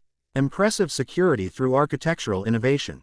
That was certainly one consideration, Tenzin acknowledged, leading them along a narrow pathway that curved beneath the cliff face. Though spiritual harmony rather than military defense guided primary design principles. As they proceeded deeper into the complex, Naruto noticed subtle changes in the atmosphere, air pressure modulating in patterns that seemed almost deliberate, creating distinct sensation zones throughout their journey. His sensory abilities detected faint energy signatures emanating from the stone itself. As if the temple had absorbed spiritual essence over centuries of meditation practices. The forbidden archives lie in the temple's oldest section, Tenzin explained as they navigated increasingly narrow passages. Few were permitted access, even among senior airbending masters. Why maintain such secrecy? Korra questioned, ducking beneath a low archway. Airbender philosoph. High generally favors transparency and shared knowledge. Tenzin's expression grew solemn. Some knowledge was deemed too dangerous or confusing to preserve openly. After Avatar Aang restored air nomad culture, certain pre-genocide texts were segregated to prevent misinterpretation by practitioners lacking contextual understanding. Dangerous knowledge, Naruto murmured thoughtfully. Often the most valuable kind. Their path terminated at an unassuming stone door bearing only simple spiral patterns, no elaborate carvings or obvious locking mechanisms. Tenzin approached respectfully, performing a complex sequence of airbending movements too subtle for casual observation. The lock responds only to specific air current patterns, he explained as the door silently receded into the floor. Quote, a combination known to only 3 living people. The chamber beyond contradicted expectations entirely. Rather than dusty scrolls or ancient texts, they entered a perfectly circular room whose walls, floor, and ceiling comprised a single continuous mural of extraordinary complexity. Illumination came from bioluminescent crystals that bathed the space in gentle blue-green light, revealing images Hat seemed to shift and move as viewing angles changed. The meditation chamber of first knowing, Tenzin announced reverently. Created before written history by artists whose names were never recorded. Jinora moved forward eagerly, scholarly excitement overriding even her normal restraint. The spiral patterns I mentioned are here, surrounding the central figure. Indeed, the chamber's focal point depicted a humanoid figure seated in meditation posture, surrounded by 9 spiraling energy patterns that radiated outward like cosmic tendrils. The figure itself possessed ambiguous features, neither distinctly male nor female, embodying multiple ethnicities simultaneously as if representing universal rather than specific humanity. Most striking were its eyes, depicted with concentric circles reminiscent of the Rinnegan, yet containing 9 tomo marks arranged in triangular pattern. From the figure's back emerged 9 distinct tails, each terminating in a different elemental symbol. Impossible, Naruto whispered, recognition shocking through his system. Those eyes combine Rinnegan and Sharingan patterns, dujutsu that shouldn't exist together in our world. Hinata had activated her Byakugan immediately upon entering, examining the mural at levels invisible to normal perception. The entire chamber contains chakra pathways, she reported with evident amazement. Not depicted, actual functioning pathways within the stone itself. The mural isn't just art, it's an active energy system. Can you interpret the patterns? Korra asked, approaching the central figure with uncharacteristic hesitation. They're familiar yet distinct from anything in our world, Hinata answered carefully. The configuration suggests energy distribution from a central source to 9 separate aspects, each maintaining connection to the original while functioning independently. Like the tailed beasts, Naruto concluded, created from the 10 tails by the Sage of 6 Paths. But these patterns indicate something different, Hinata clarified, moving around the chamber to examine different sections. Not separation through division but deliberate fragmentation with purpose, each aspect designed to fulfill specific function within integrated system. What functions? Tenzin inquired, scholarly interest overcoming even his natural reserve. Hinata pointed to specific symbols surrounding each spiral. Based on these indicators, boundary maintenance, dimensional anchoring, spiritual governance, elemental harmony, cosmic balance, time stabilization, consciousness integration, energy circulation, and void containment. 9 functions for 9 tails, Jinora summarized, documenting everything in rapid shorthand. Creating a comprehensive system for maintaining reality itself. Korra had remained unusually quiet, studying the central figure with intense concentration. There's something about the face, she finally said. Something almost familiar. Naruto approached cautiously, standing beside her before the mural's focal point. From this angle, the figure's features seemed to shift subtly, sometimes appearing masculine, sometimes feminine, sometimes ageless, sometimes ancient. The face changes depending on perspective, he observed, as if representing different manifestations of the same entity. Or different incarnations, Korra suggested. Like the avatar cycle, but with broader variation. As they studied the image together, Naruto experienced sudden vertigo, his vision blurring momentarily as another memory fragment surfaced with unusual clarity, standing in this very chamber. Placing his hands against the wall, channeling energy into the stone to create the pathways Hinata now observed. Without conscious decision, he raised his palm toward the central figure, some instinct guiding his movement. Korra, seemingly experiencing similar compulsion, mirrored his action simultaneously. Wait, Tenzin began, concern evident in his voice. But our hands had already made contact with the mural's surface. Instantly, the entire chamber illuminated with brilliant golden light, chakra pathways within the stone activating simultaneously as if awakening from ancient slumber. The central figure's eyes glowed with particular intensity, concentric circles spinning in hypnotic pattern. Energy surged from the mural into Naruto and Korra, creating a visible connection between them, a bridge of golden crimson light that pulsed with rhythmic intensity. Neither could withdraw their hands, locked in position by forces beyond conscious control. What's happening? Jinora shouted over the sudden roar of energy. Hinata maintained her Byakugan despite the blinding illumination, analyzing the phenomenon with remarkable composure. The mural is transfer information directly into their chakra systems, massive data transmission through energy patterns rather than verbal or visual communication. Within the connection, Naruto experienced consciousness expansion beyond anything encountered previously, greater even than perfect sage mode or six paths enhancement. His perception extended beyond physical limitations, encompassing multiple dimensions simultaneously. Images flooded his awareness. Ancient forests where spirits and humans coexisted in harmony, massive trees connecting physical and spiritual planes, 9 fox entities maintaining cosmic boundaries.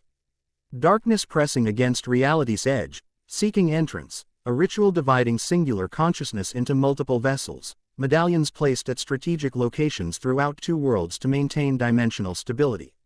Most significantly, he witnessed the creation of the Avatar, a conscious decision to establish secondary system after the Fox Sage's fragmentation, designed to maintain balance within physical world while the divided Fox aspects guarded dimensional boundaries. Not replacement or usurpation, but complementary function within integrated design. Beside him, Korra clearly experienced similar revelation, her eyes glowing not with the familiar white light of the Avatar state but with golden illumination matching the energy connecting them. "I see it," she gasped. Voice overlaid with multiple harmonic tones. The original design, how it was meant to function. Avatar and Fox Sage, Naruto confirmed, his voice similarly transformed. Internal balance and external protection. Complementary systems securing reality from within and without. The energy peaked suddenly, the chamber's illumination intensifying beyond mortal perception before collapsing back into the stone. Their hands separated from the mural as the connection dissolved, leaving both staggering slightly from the experience's intensity. Hinata moved immediately to Naruto's side, supporting him while maintaining analytical assessment. "Your chakra network has reconfigured significantly," she reported. "New pathways forming, others strengthening. The pattern increasingly resembles the mural's central figure." Tenzin had similarly steadied Korra, concern evident in his expression. "Your spiritual energy has changed as well, not diminished but realigned somehow." "I remember," Korra stated with quiet certainty. "Not everything, but enough." The first Avatar wasn't told the complete truth about the world's spiritual history. The Fox Sage didn't oppose the Avatar system, he created it as necessary evolution when his original form could no longer contain the Void Walkers alone. The division was planned, Naruto continued, pieces finally connecting coherently. 9 aspects of the Fox Sage scattered between dimensions, 9 medallions to maintain the seals, Avatar cycle established to preserve internal balance while the Fox fragments guarded external boundaries. But something went wrong, Korra added grimly. The knowledge transfer between systems failed. Instead of cooperation, separation became complete division. And now the seals weaken, Naruto concluded. Quote, "The Void Walkers sense opportunity in the disconnection between systems meant to function together." Jinora had been documenting frantically throughout their exchange, struggling to capture information. On-flowing too rapidly for complete transcription. "Are you saying the Avatar was never meant to operate independently? That some kind of partnership with this Fox Sage was the original design?" "Not partnership," Korra corrected. "Integration. Different aspects of unified protection system. Internal and external guardianship functioning in tandem." Hinata, still monitoring Naruto's transforming chakra network, asked the critical question. "What happens now?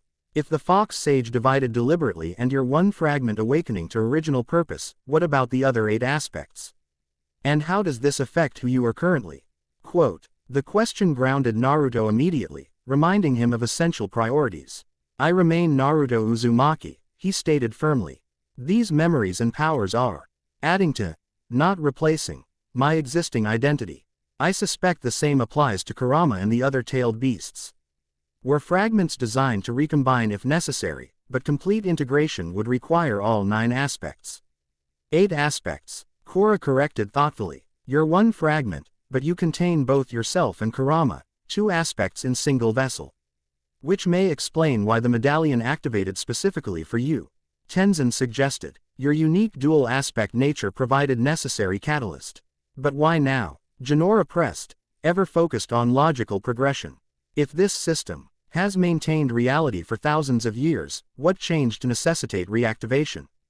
Before anyone could respond, the temple shuddered violently, stone cracking as tremendous force impacted the cliff face above. Dust rained from the ceiling as successive tremors threatened the ancient structure's stability. "We need to evacuate immediately," Tenzin ordered, shifting instantly from scholarly contemplation to crisis management. That felt like deliberate attack, not natural seismic activity. They exited the chamber rapidly, navigating suddenly treacherous pathways as the temple continued shaking. Reaching the main courtyard, they discovered the source of disruption. A massive tear had opened in the sky above the temple, similar to the dimensional rift at Republic City Harbor but vastly larger. Through this opening poured amorphous entities unlike anything from either physical or spirit worlds, writhing darkness that seemed to consume light itself, lacking definite form yet moving with unmistakable purpose. Where these shadows touched temple structures, matter simply ceased to exist, not destroyed but erased from reality itself. Void walkers, Naruto identified grimly, memories providing immediate recognition. They've breached the weakened boundary. Korra had already entered the avatar state, her eyes glowing as she assessed the threat with ancient wisdom. Their draw, end to the temple's spiritual energy, and to us specifically. The airship, Tenzin shouted over the growing chaos. "If we can reach it." Too late, Hinata interrupted, her Byakugan surveying the landing platform.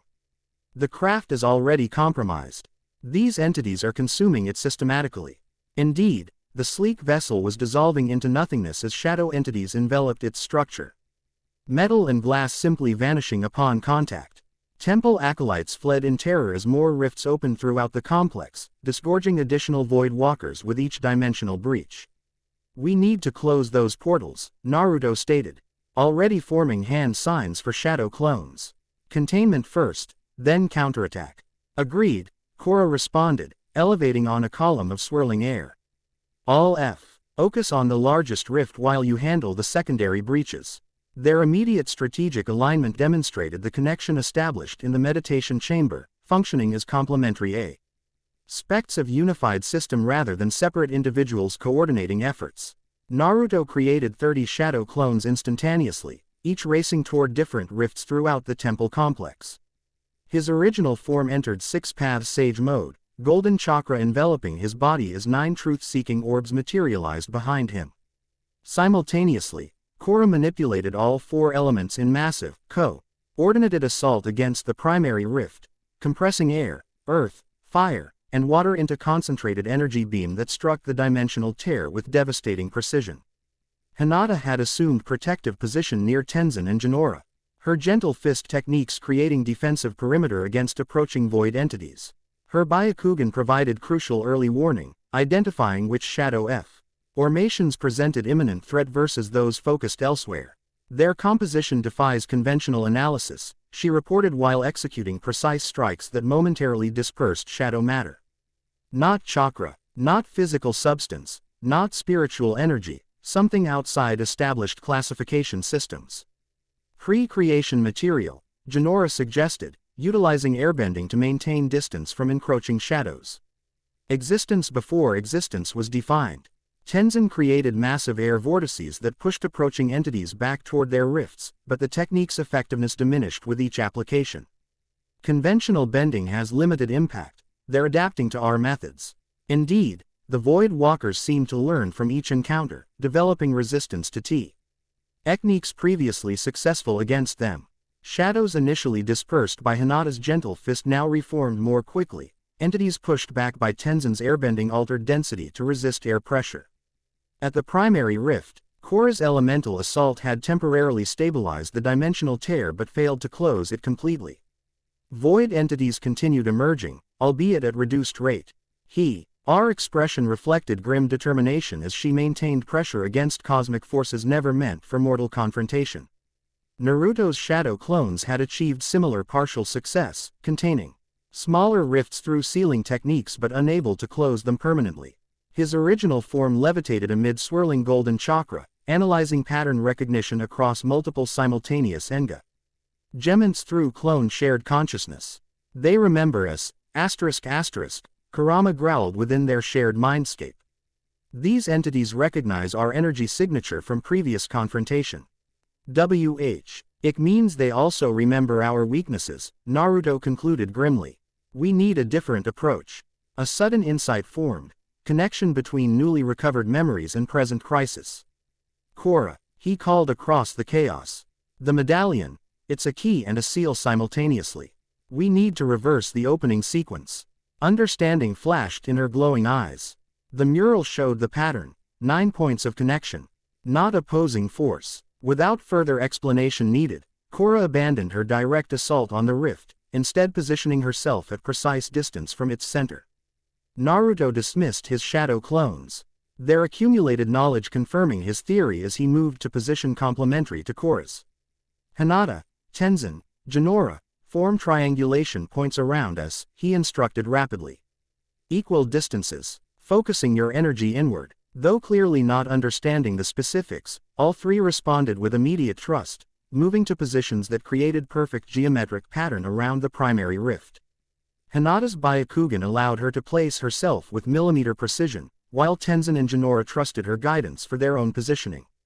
Channel whatever energy feels natural, Korra instructed them. Don't force specific technique, allow your spiritual essence to express itself. Naruto and Korra locked eyes across the dimensional tear, their ear-lear connection in the meditation chamber providing template for current action. Simultaneously, they extended their hands toward the rift, not pushing against it but framing its boundaries with complementary energies. I am the guardian without, Naruto stated, ancient words emerging from recovered memory. I am the guardian within, Korra responded, her voice layered with countless avatar incarnations. Between us, balance forms. They spoke in perfect unison. From their extended hands emerged golden energy tendrils that intertwined around the rift's perimeter, Naruto's chakra and Korra's avatar energy forming lattice structure that contained rather than opposed the dimensional breach. The pattern expanded to include energy contributions from Hinata, Tenzin, and Jinora, each individual's spiritual essence manifesting unique signature within the growing network. The Void Walkers reacted immediately, abandoning separate attacks to converge on the primary rift, sensing existential threat in the emerging sealing pattern. Shadow entities merged into massive amalgamation that strained against the energetic lattice, seeking weak points in its structure. Hold the pattern, Naruto commanded as pressure intensified. Complete connection is forming. Indeed, the energy network had begun resonating at specific frequency, vibrations propagating through dimensional space to connect with other medallions scattered across both worlds. The sealing key Naruto had encountered in the Forgotten Temple activated simultaneously, responding to resonant frequency established at the Western Air Temple. Reality itself seemed to flex around them as cosmic forces realigned, ancient system partially reactivating as Fox Sage and Avatar energies synchronized for first time in millennia. The rift's edges began contracting. Dimensional tear healing as original seals reasserted partial functionality. The void entities fought desperately against their containment, shadow matter coalescing into most recognizable forms, twisted approximations of faces and limbs emerging briefly before dissolving back into amorphous darkness. Their resistance created tremendous pressure against the sealing pattern, threatening to shatter the fragile energetic lattice before closure completed. We need more power, Korra shouted, strain evident despite Avatar state enhancement. Let me help, Kurama growled within Naruto's consciousness. Our original connection transcended current limitations. Without hesitation, Naruto opened himself completely to the fox's energy, not merely channeling Kurama's power but integrating their consciousness more fully than ever before. The effect was immediate and dramatic, his chakra output doubling instantly as golden energy shifted toward deeper crimson hue. Seeing this transformation, Korra similarly deepened her connection to Rava, pushing beyond standard avatar state limitations to access more fundamental spiritual integration. Her energy output intensified correspondingly, avatar glow extending beyond her eyes to encompass her entire form. The combined power surge stabilized their sealing technique, energy lattice strengthening sufficiently to complete rift closure. With final, desperate push from all participants, the dimensional tear contracted to pinpoint before vanishing completely, reality knitting itself back together as the breach sealed. Void entities caught within physical dimension found themselves suddenly cut off from their source, shadow matter dissipating without connection to sustain its impossible existence. Throughout the temple complex, darkness receded as rifts closed in cascade effect following primary seal reactivation. As the immediate threat subsided, the 5 participants released their techniques, Energy L. Addis dissolving as each returned to normal consciousness. Exhaustion claimed them immediately, the immense power expenditure extracting physical toll despite successful outcome. Naruto dropped to one knee, breathing heavily as 6 Paths Sage Mode deactivated. Beside him, Korra exited the avatar state with similar exhaustion, supporting herself against broken stone column. That, she managed between breaths, was not sustainable. Temporary measure, Naruto agreed grimly. The seals are still fundamentally compromised. We've bought time, nothing more. Hinata moved to his side, her own chakra nearly depleted from participation in the sealing technique. Your network continues transforming, she reported professionally despite evident concern. The integration accelerated significantly during the sealing process. I felt it, Naruto confirmed. More memory fragments, more connection to original Fox Sage consciousness. Tenzin surveyed the devastated temple complex with somber expression. We must return to Republic City immediately. President Moon needs to understand what we're facing, interdimensional threat beyond conventional defense capabilities. The Council of Nations should be convened as well, Jinora added, recording final observations despite evident exhaustion. This concerns all 4 nations, not just Republic City. How do we get back? Korra questioned practically. Our transportation is currently scattered across multiple dimensions in tiny particles. As if in response to her question, a familiar 3-tailed fox spirit materialized before them. The same entity that had addressed Naruto at the harbor. The pathways between realms grow unstable, it announced without preamble. I can guide you through spirit corridors to your city, but passing becomes increasingly dangerous as boundaries deteriorate. Naruto exchanged glances with Korra, silent communication passing between them. We accept your assistance, he responded formally. NW. Old welcome any additional knowledge you possess about current boundary degradation. The fox spirit's tails swished contemplatively. The void walkers remember their previous containment. Their alt targets specific weakness points in remaining seals, medallion locations across both worlds. 7 remain secure, 2 have been compromised. The temple and Republic City harbors, Korra deduced. Correct. The boundary structure requires all 9 points secured simultaneously. Partial reactivation provides temporary stability only. Then we need to find all remaining medallions, Naruto concluded firmly. In both dimensions, time grows short, the fox warned. Even now, they gather strength for more substantial incursion. Tenzin stepped forward resolutely. We should depart immediately. Temple acolytes can secure this location while we organize broader response in Republic City. The fox spirit turned, creating glowing pathway visible only to their group. Follow precisely. Deviate not from the illuminated path, lest you become lost between dimensions. As they prepared to depart, Hinata activated her Byakugan one final time, scanning the devastated temple complex. Her expression shifted suddenly to alert focus. There's someone watching us, she reported quietly. Northwest quadrant, approximately 200 meters distant. Human chakra signature, deliberately suppressed but detectable. Naruto extended his sensory perception in indicated direction, immediately confirming Hinata's observation. Same presence I detected in Republic City yesterday. Not hostile yet, but definitely monitoring specifically. Another interdimensional traveler, Korra questioned sharply. No, Hinata responded with certainty. Native to this world based on chakra composition, but trained in energy suppression techniques similar to our shinobi methods. Curious combination, Naruto noted. Someone with knowledge of both worlds, perhaps. We've been discovered, Tenzin cautioned. If they're monitoring us, they know our departure route. Let them follow if they choose, Naruto decided after brief consideration. Confrontation now diverts us from primary objective, and their continued observation provides opportunity to identify their purpose eventually. Agreed, Korra nodded. We maintain awareness but focus on immediate priorities. The Void Walkers repress. Greater threat than individual observer. With situation assessed and decision made, they followed the fox spirit onto the luminous pathway, stepping from physical reality into liminal space between dimensions. The observer remained unmoving, watching their departure without intervention. The spirit path twisted through impossible geometries, reality bending around them as they traversed space. Normally inaccessible to physical beings. Unlike conventional spirit world journeys, this passage felt raw and unfiltered, primordial corridors predating established boundaries between worlds. These are the original pathways. The Fox explained as they navigated the luminescent route, established by the Fox sage before dimensional separation formalized. Few remember their existence now. They're deteriorating, Hinata observed, her Byakugan perceiving structural integrity beyond normal vision. Connection points showing significant strain patterns. All boundaries weaken, the Fox confirmed. The void presses against reality's edge with increasing pressure. Without complete seal reactivation, total structural collapse becomes inevitable. How much time remains before critical failure? Tenzin inquired gravely. The Fox's tails twitched with uncomfortable precision.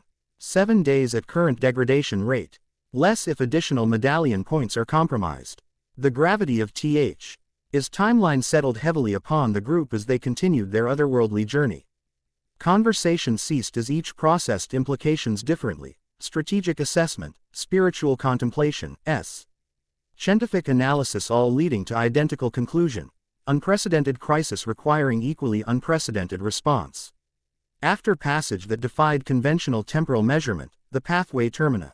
Ted at glowing aperture through which Republic City's distinctive skyline appeared.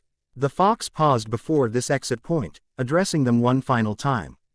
The Fox sage returns in time of greatest need, it stated with formal gravity.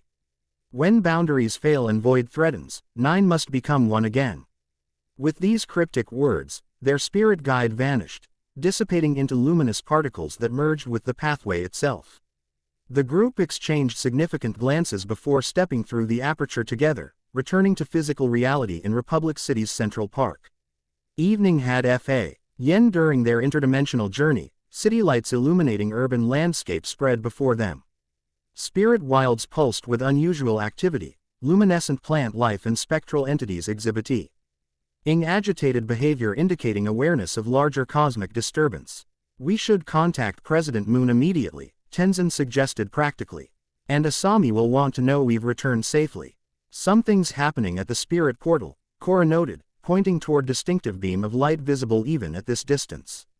Unusual energy fluctuations. Indeed, the permanent spirit RTAL established years earlier exhibited unstable behavior, light column fluctuating between normal coloration and disturbing darkness that suggested dimensional bleeding. Around its perimeter, spirits gathered in unprecedented numbers, forming protective circle as if instinctively responding to contamination threat. The boundaries continued deteriorating, Naruto observed grimly. Even with temporary sealing at the temple location. We need comprehensive strategy, Hinata stated with practical precision. Identifying remaining medallion locations, establishing communication between dimensions, and developing containment protocols for additional Void Walker incursions. And we need to understand what happens if all 9 medallions are activated, Jinora added thoughtfully. If they represent aspects of the original Fox Sage, complete integration might have significant consequences for Naruto personally. The observation brought their focus back to fundamental question underlying Osmic crisis. What completion of awakening process would mean for individual identity versus recovered ancient consciousness. One problem at a time, Naruto stated firmly. First priority is preventing reality collapse. Personal considerations remain secondary until immediate threat is contained. Agreed, Korra affirmed, though concern lingered in her expression. Let's return to City Hall. We have a council to brief and a world to save, again. As they moved through darkened park toward city center, Naruto maintained subtle sensory awareness of their surroundings, particularly alert for the observer from Western Air Temple. Though no immediate presence registered, certainty remained that interested parties monitored their activities from concealment. Whatever forces had orchestrated dimensional weakening, whatever individuals tracked their response to cosmic crisis, whatever ancient entities sought escape from primordial imprisonment, resolution would require complete integration fragmented systems designed to function as unified whole. Fox Sage and Avatar, internal balance and external protection, separate yet connected guardians of reality's fundamental structure. The path forward remained uncertain. But necessity had reunited complementary aspects of original design. The question remained whether such reconnection had occurred in time to prevent ultimate collapse. Chapter 2 and Chapter 3, The Fire Nation's Secrets. Republic City's council chambers had never felt so inadequate to Korra. The ornate room with its polished wood panels and dignified architecture seemed absurdly formal compared to the cosmic horror they'd witnessed mere hours ago. President Moon sat at the head of the circular table, her normally composed features strained as she processed their report on the Western Air Temple incident. "Let me ensure I understand correctly," she said, setting down her pen with deliberate care. "Ancient entities from outside reality itself are attempting to breach our dimension through weakening points where these medallions are located. And our best defense is," she gestured toward Naruto, the partial reincarnation of a primordial fox deity who predates the avatar cycle. "An oversimplification," Tenzin noted diplomatically, but essentially accurate. "And we have approximately 1 week before total dimensional collapse. At current degradation rates," Jinora clarified. "Though the timeline could accelerate if additional medallion locations are compromised." President Moon closed her eyes briefly, the weight of leadership visible in the tight lines around her mouth. "How does one prepare evacuation protocols for the end of reality itself?" "You don't," Naruto stated simply, drawing all eyes. He stood near the chamber's window, arms crossed, observing the city lights below. "There's no evacuation point from total dimensional collapse. We either succeed in reactivating the complete sealing system, or existence as we understand it ceases." His blunt assessment hung in the air, somehow more terrifying for its matter-of-fact delivery. Hinata, positioned precisely 3 steps behind him as if by military protocol, remained silent yet watchful, her subtle presence projecting calm vigilance despite the apocalyptic discussion. Asami, who had joined them upon their return, broke the heavy silence. "Then we approach this systematically. We need to locate remaining medallions in both dimensions, develop defense protocols against further incursions, and understand exactly what reactivating the complete system entails. My research teams are already analyzing energy signatures from both incursion points," she continued, displaying the practical problem-solving that had built her corporate empire. "If we can identify the unique frequency of these medallions, we might be able to track them through specialized detection equipment. In our world, Shikamaru would implement similar approach," Hinata contributed. "Combined with Byakugan's scouting teams. The challenge remains communication between dimensions," Tenzin observed. "Without stable connection, coordinating simultaneous medallion activation becomes problematic." Naruto turned from the window, his posture shifting subtly from observer to active participant. "The Fox Spirit mentioned 7 medallions remain secure. 2 compromised, Republic City Harbor and Western Air Temple. 9 total medallions means 5 more in this dimension, 2 in mine. An uneven distribution," Korra noted thoughtfully. "Why would the sealing system be asymmetrical?" "Perhaps because the Fox Sage himself crossed between dimensions," Jinora suggested. "The medallion distribution might reflect his actual presence in each world during the original sealing." This theoretical discussion, while fascinating, doesn't address immediate practicalities, President Moon interjected. "Where do we begin searching for these medallions? How do we protect citizens from additional incursions? What resources can be mobilized immediately?" Asami activated a projection device, displaying a map of the known world. Based on preliminary energy analysis, the medallions would require significant spiritual energy concentration to maintain dimensional sealing functions. Locations with historical spiritual significance seem most probable. "The Fire Nation," Korra stated with sudden certainty, drawing surprised looks. When she continued, her voice carried unusual resonance, not quite Avatar state but something adjacent. "The volcano chains of the Western Islands. Ancient ground, old power. Fire Sage temples built upon foundations that predate human settlement." Naruto's eyes narrowed slightly, recognizing the not quite Korra voice pattern. Just as he occasionally accessed Fox Sage memories, she was channeling knowledge beyond her personal experience. "Korra's right," he confirmed. "I can sense it somehow. A connection point centered in Fire Nation territory. Omething protected by generations of guardians. Fire Lord Izumi should be informed immediately," Tenzin decided. If ancient sites within her nation contain sealing medallions, her cooperation becomes essential. And the fire sages themselves might possess records not available elsewhere, Jinora added eagerly. Their order predates the 100-Year War by centuries. I'll dispatch diplomatic communication immediately. President Moon agreed. Though recent tensions regarding trade agreements may complicate. No time for diplomatic channels, Naruto interrupted firmly. We need direct approach. Every hour matters with dimensional stability degrading. Korra nodded in agreement. I'll go personally. As Avatar, I can request emergency audience without formal protocols. We'll go, Naruto corrected. If medallion activation requires both Avatar and Fox Sage energies like at the temple, separation becomes tactical liability. Their automatic alignment, finishing each other's street. Strategic assessments without discussion, drew subtle glances from others around the table.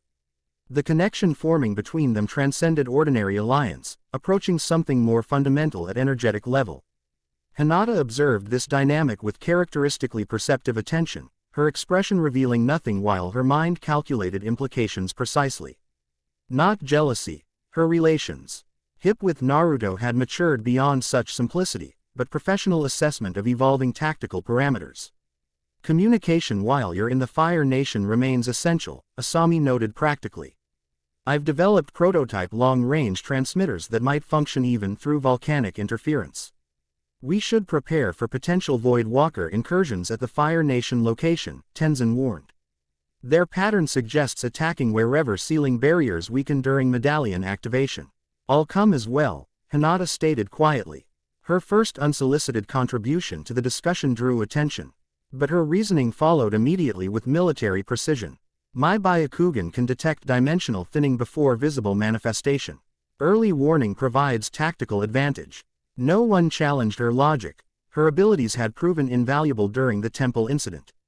Naruto nodded slight appreciation for her initiative, the subtle exchange between them communicating volumes in minimal expression.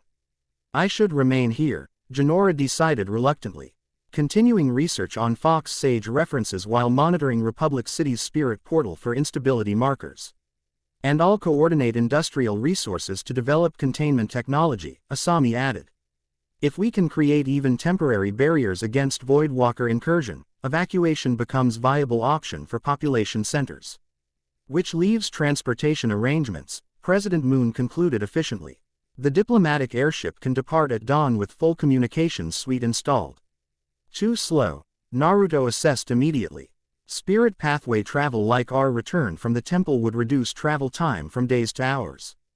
But you said yourself those pathways are deteriorating, Tenzin countered. The risk factor increases significantly with each traversal. Korra considered alternatives briefly. What about dragon flight? Fire Lord Zuko's dragon Druk could transport us directly to the capital within hours. Lord Zuko and Druk are currently at Ember Island according to last communication, President Moon informed them. 2 days' journey from the capital by conventional methods. The planning continued in this vein for another hour, practical logistics interwoven with increasingly esoteric discussions of dimensional mechanics and spiritual theory. Throughout the conversation, Naruto maintained heightened awareness of multiple simultaneous tracks, strategic planning, Fox Sage memory integration, and subtle observation of interpersonal dynamics around the table. Hi's attention focused particularly on Korra, noting how her leadership style balanced decisiveness with collaborative input, how occasional flashes of ancient knowledge surfaced through her normal speech patterns. How her energy signature continued harmonizing with his own through proximity alone. Complementary systems designed for integration, gradually remembering original connection. Equally important was his awareness of Hinata's presence, steady, unwavering, precisely calibrated to provide support without intrusion. Their partnership had evolved over decades into something that transcended conventional marriage. Approaching synchronized operational efficiency while maintaining genuine emotional foundation. Her assessment of changing parameters between himself and Korra would be proceeding with characteristic thoroughness. Conclusions reserved until sufficient data accumulated. As the meeting concluded with dawn departure confirmed, Asami approached Naruto while others dispersed to respective preparations. A moment of your time, she requested with businesslike formality that didn't quite mask genuine concern beneath. Naruto nodded, following her to a small antechamber adjacent to the council room. Hinata remained outside, understanding implicitly that private conversation was intended. Her ability to navigate complex social dynamics without explicit instruction represent one of many reasons their partnership functioned so effectively. Once alone, Asami's professional mask slipped slightly. I need to ask something directly, as someone who cares deeply about Korra. I anticipated this conversation, Naruto acknowledged, respecting her forthright approach. This connection forming between you, it's not just tactical alliance or friendship. Asami's analytical mind had clearly been processing observations throughout recent events. It's something more fundamental at energetic level, something neither of you fully control. Correct assessment, he confirmed.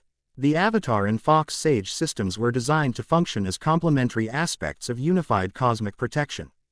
As we recover those original connections, natural resonance develops between us. And the personal implications, Asami asked directly. Korra and I have built a life together over many years. I need to understand how this cosmic resonance affects her as a person, not just as the Avatar.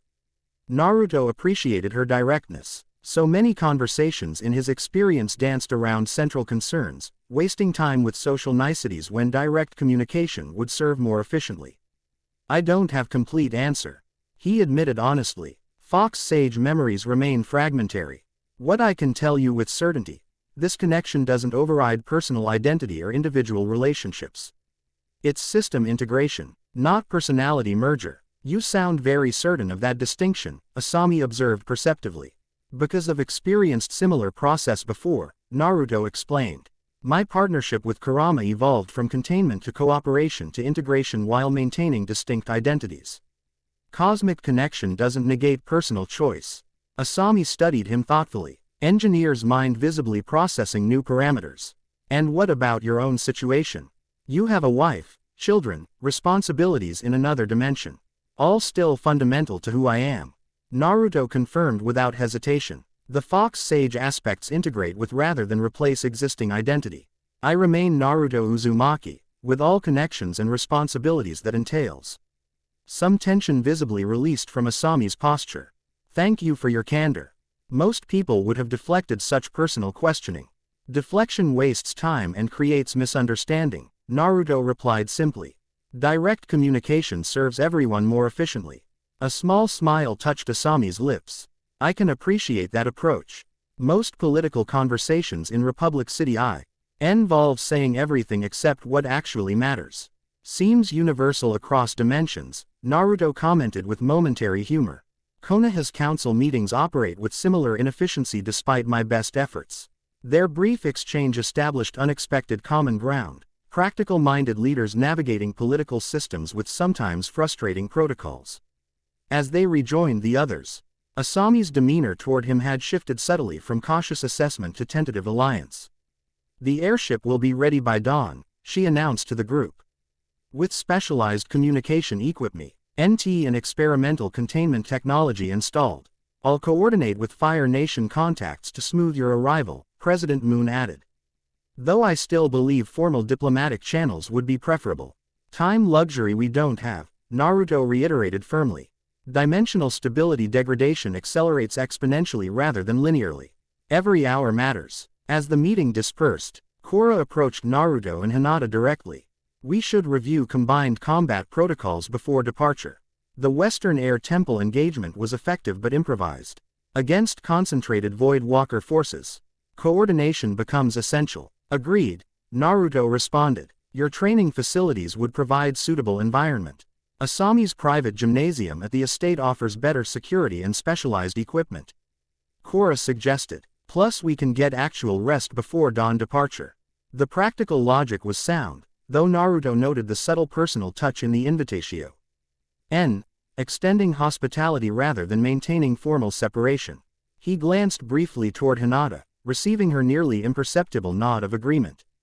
Appreciated, he acknowledged. After today's energy expenditure, recovery becomes tactical priority. The three departed together while Tenzin remained with President Moon and Jinora to coordinate research efforts.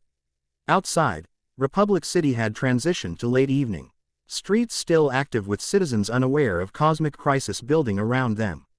Naruto observed their ordinary activities with paradoxical appreciation, the mundane sud.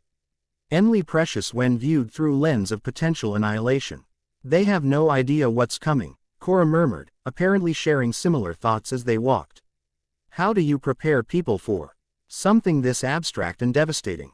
You don't, Naruto answered simply. You protect them without burdening them with knowledge that offers no practical benefit. The responsibility of leadership, Hinata added softly. Carrying burdens others cannot share. Korra glanced at her with newfound appreciation. You understand that weight too. As Hyuga clan leader and Hokage's partner, yes. Hinata's response carried quiet dignity. Different scale but similar principle. Their conversation paused as transportation arrived, one of Asami's prototype vehicles that combined sleek design with formidable functionality. The drive to the Sato estate proceeded mostly in comfortable silence, each processing the day's extraordinary developments differently. At the estate, Asami had indeed prepared comprehensive facilities, the gymnasium equipped with both standard training apparatus and specialized equipment designed for extreme bending practice.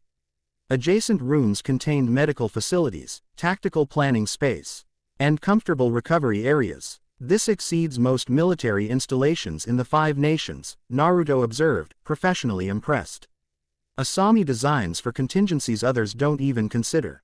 Korra explained with evident pride. This facility can withstand everything from Kai blocker infiltration to dark spirit manifestation. Practical preparedness, Hinata noted appreciatively. Though I notice particular emphasis on water element training equipment.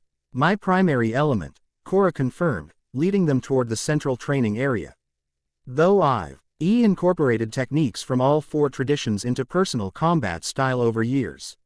Their comparative training session began methodically, each demonstrating basic combat patterns while others observed fundamental principles. Hinata's gentle fist technique immediately drew Korra's fascination, the precise chakra point targeting representing approach entirely absent from bending traditions. You're manipulating internal energy networks directly, Korra observed after witnessing Hinata's demonstration against training dummies specially reinforced to withstand impact.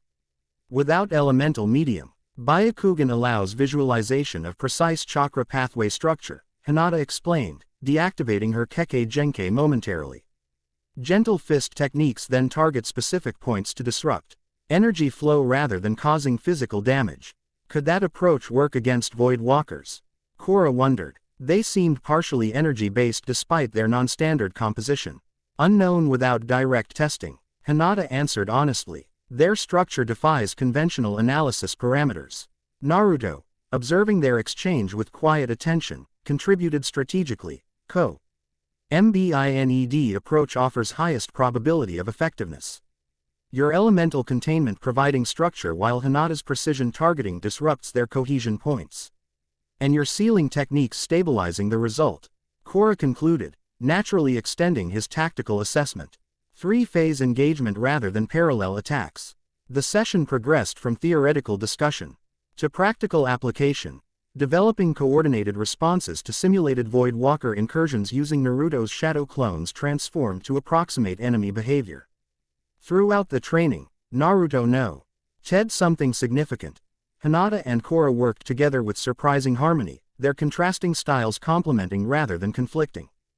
Hinata's precise, economy of motion approach balanced Korra's more dynamic, adaptive style. Where the Avatar relied on power and versatility, the Hyuga employed precision and efficiency. Neither dominated joint exercises, instead adapting continuously to optimize combined effectiveness. After 2 hours of increasingly complex scenarios, they paused for recovery, physical exertion demanding respite despite urgent circumstances. As they rehydrated, Asami joined them, bringing tactical updates and specialized equipment prototypes. Communications technology to maintain contact during your Fire Nation expedition, she explained, presenting sleek devices unlike anything from Naruto's world. Range extended through spirit energy amplification, my adaptation of Varrick's original design.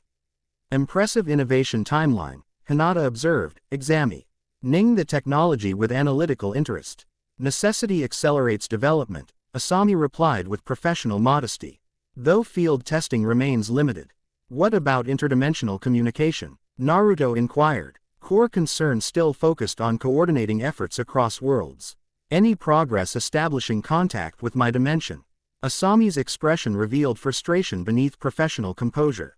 Theoretical models suggest possibility, but practical application exceeds current technological parameters.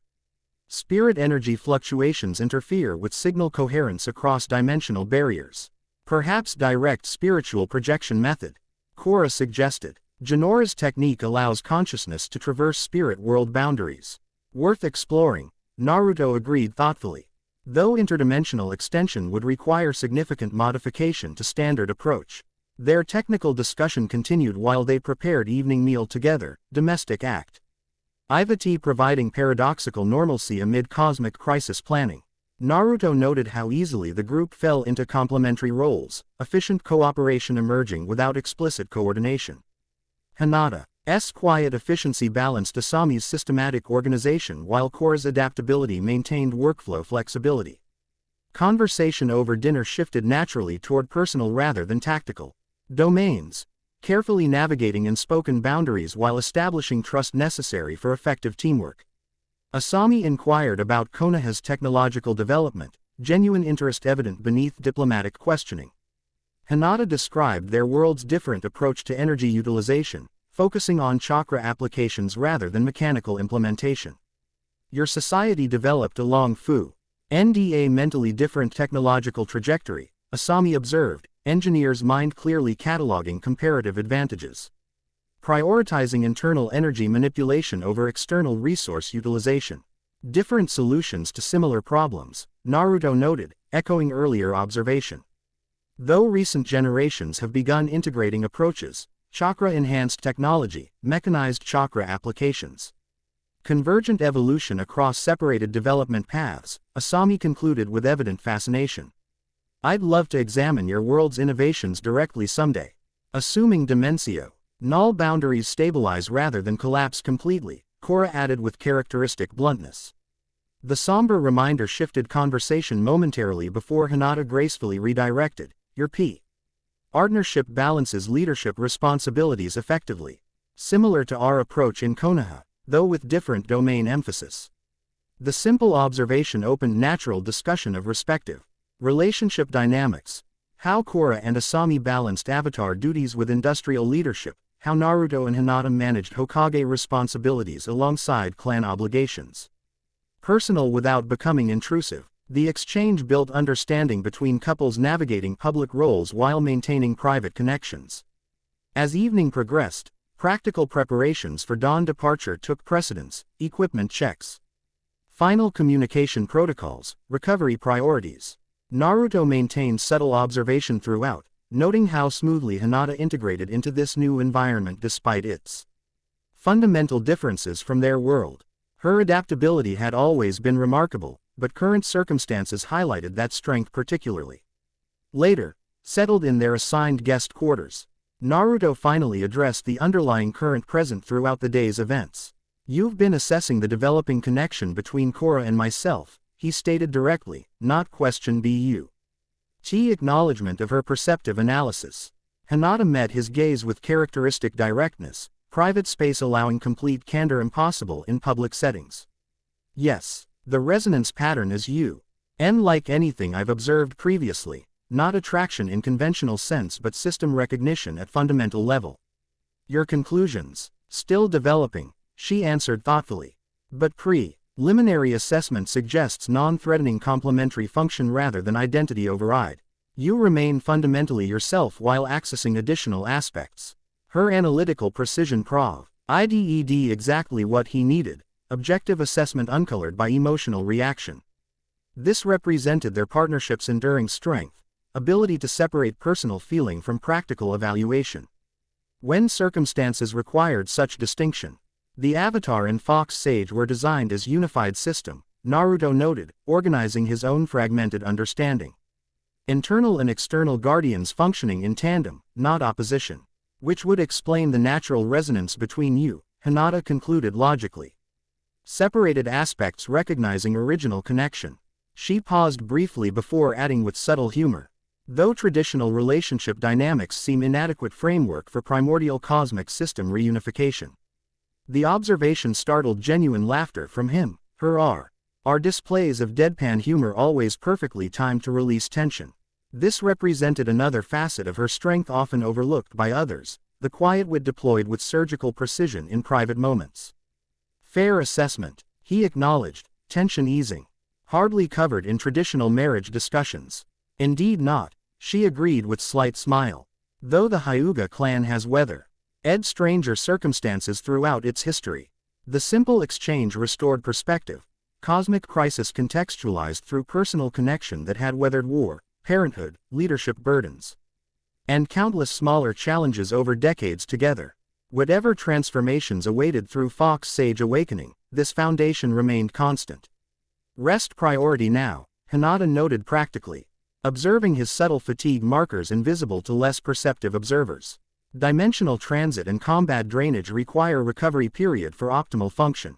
As always, her assessment proved accurate, cellular level exhaustion catching up despite his extraordinary stamina.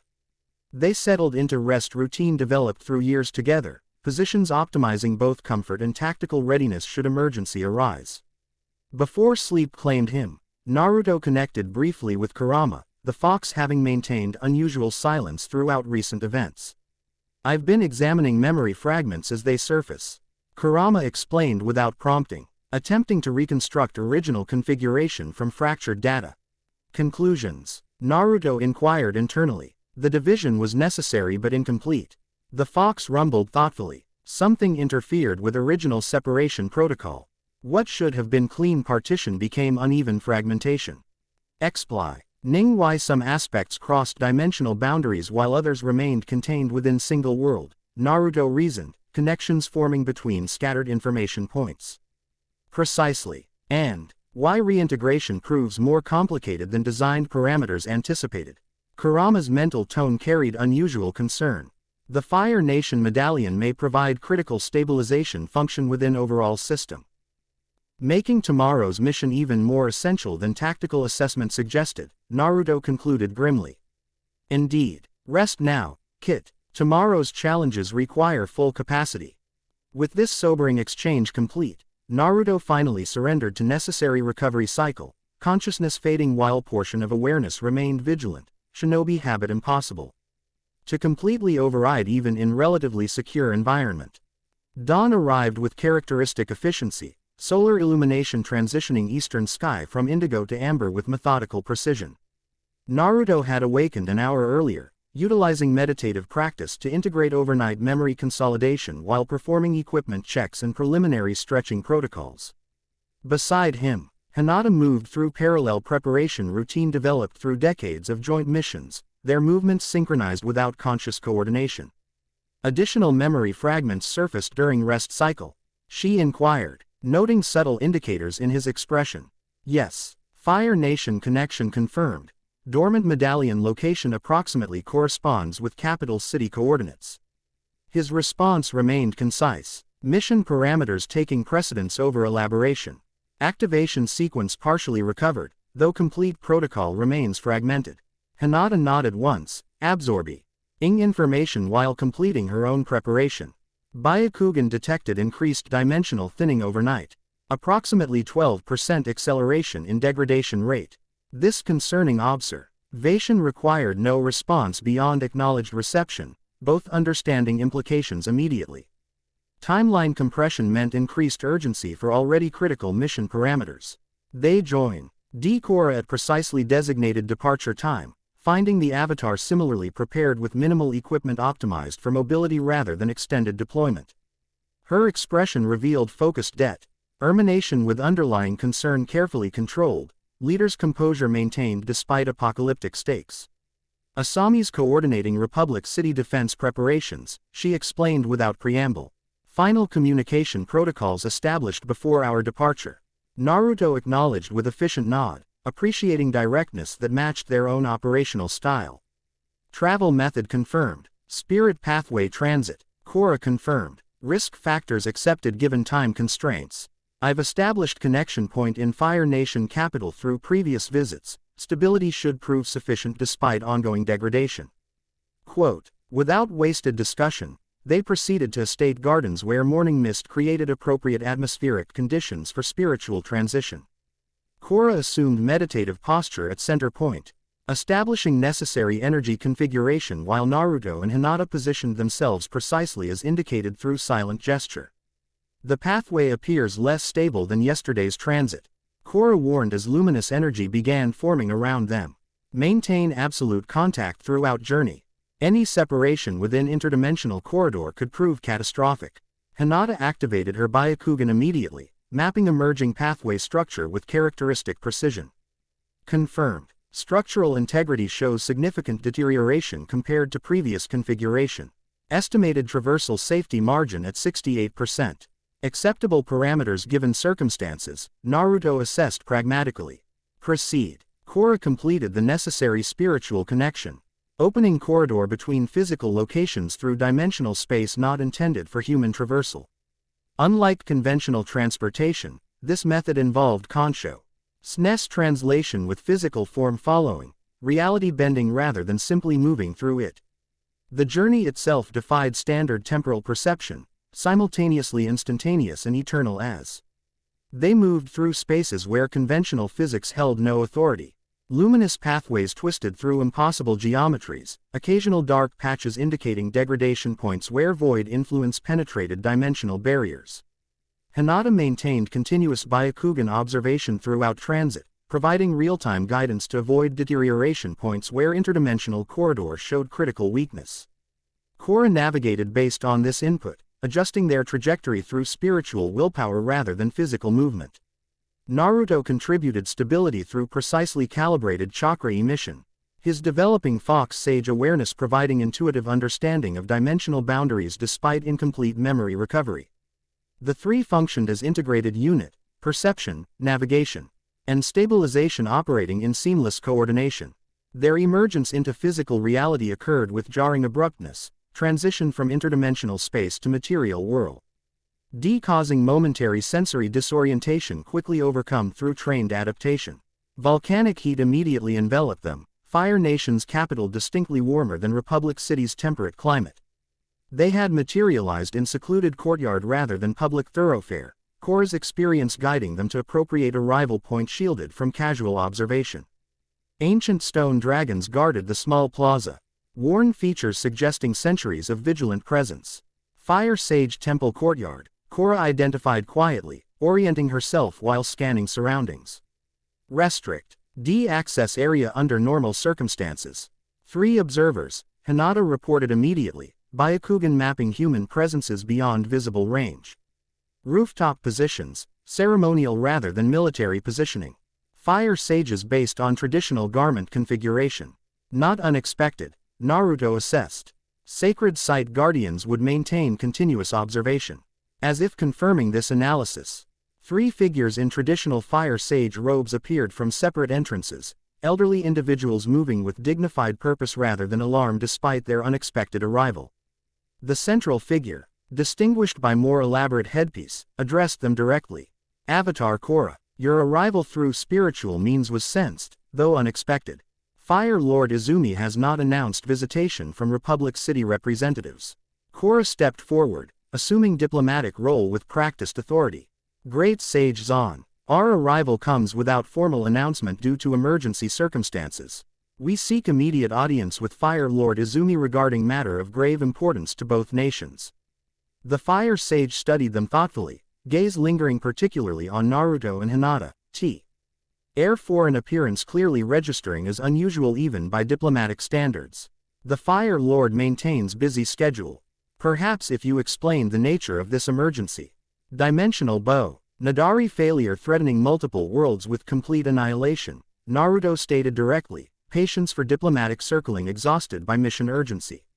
Fire Nation territory contains critical component necessary for preventing reality collapse within approximately 6 days. His blunt assessment created momentary silence, the Fire Sages exchanging glances that communicated decades of shared service. Finally, Great Sage Zan nodded slowly. Such direct claim would typically face significant skepticism, he acknowledged. However, recent disturbances in flame divination patterns suggest unusual cosmic activity. Perhaps your arrival connects to these observations. It does, Korra confirmed firmly.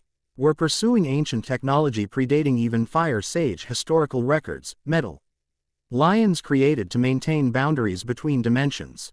Something shifted in the Great Sage's expression, recognition flickering briefly before careful neutrality reasserted itself.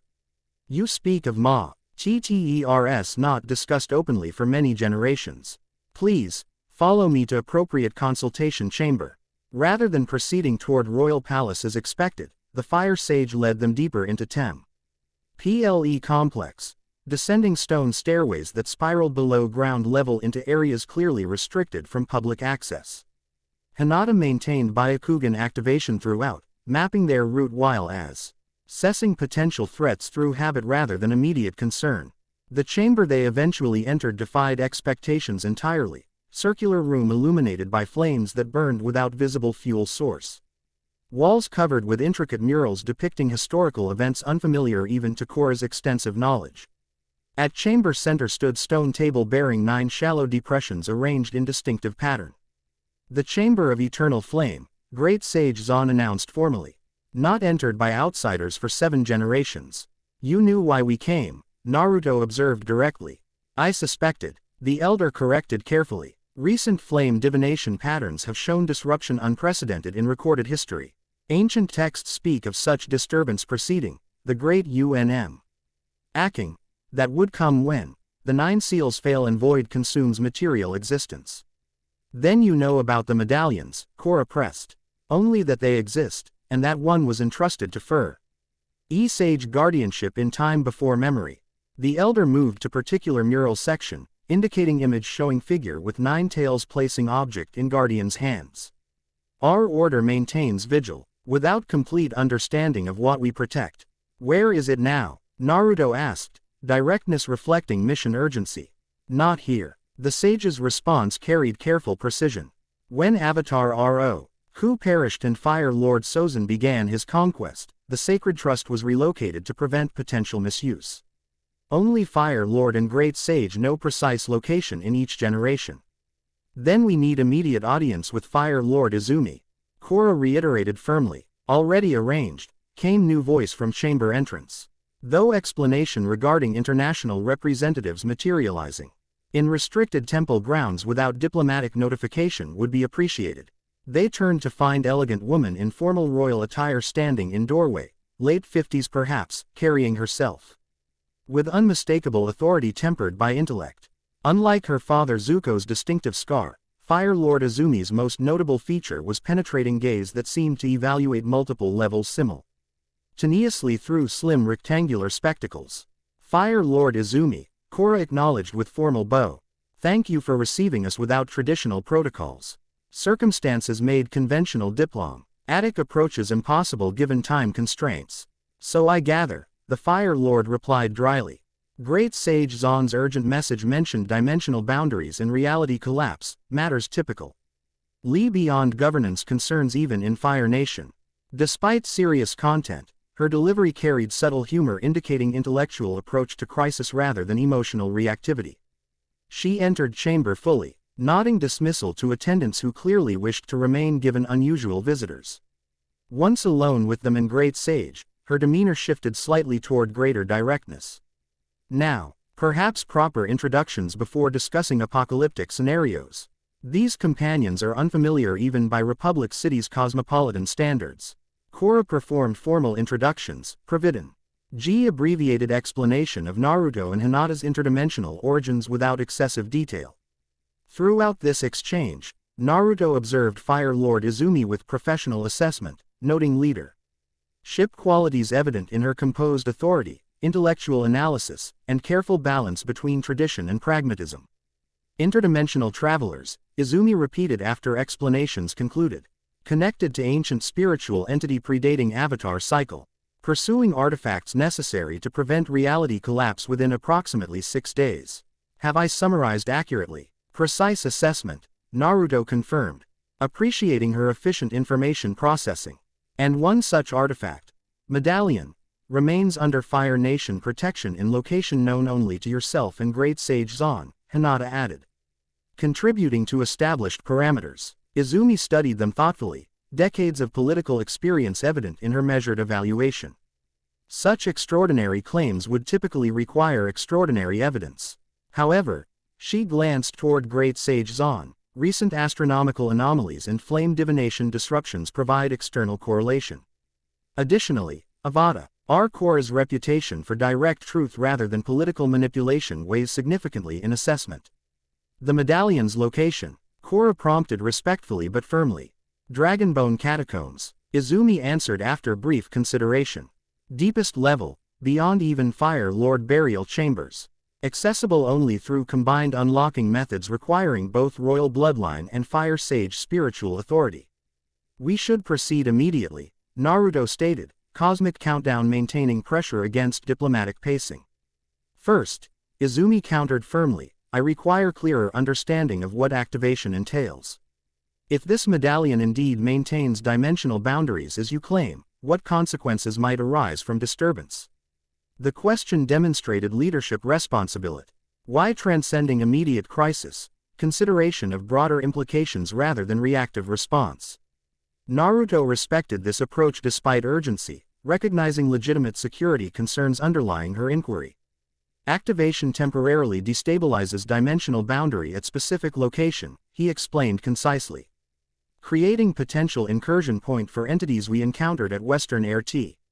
Empel, formless beings existing outside conventional reality. We anticipate defensive engagement necessary during activation process, which would explain why you arrived as combat-ready team rather than diplomatic delegation. Izumi observed perceptively, you expect battle within Fire Nation's sovereign territory. Not by choice, Korra assured her, but preparing for worst-case scenario given previous experience. Izumi considered this information with thoughtful silence before addressing Great Sage Zon. Prepare the sacred flame transference. I'll escort our guests personally to Catacombs entrance.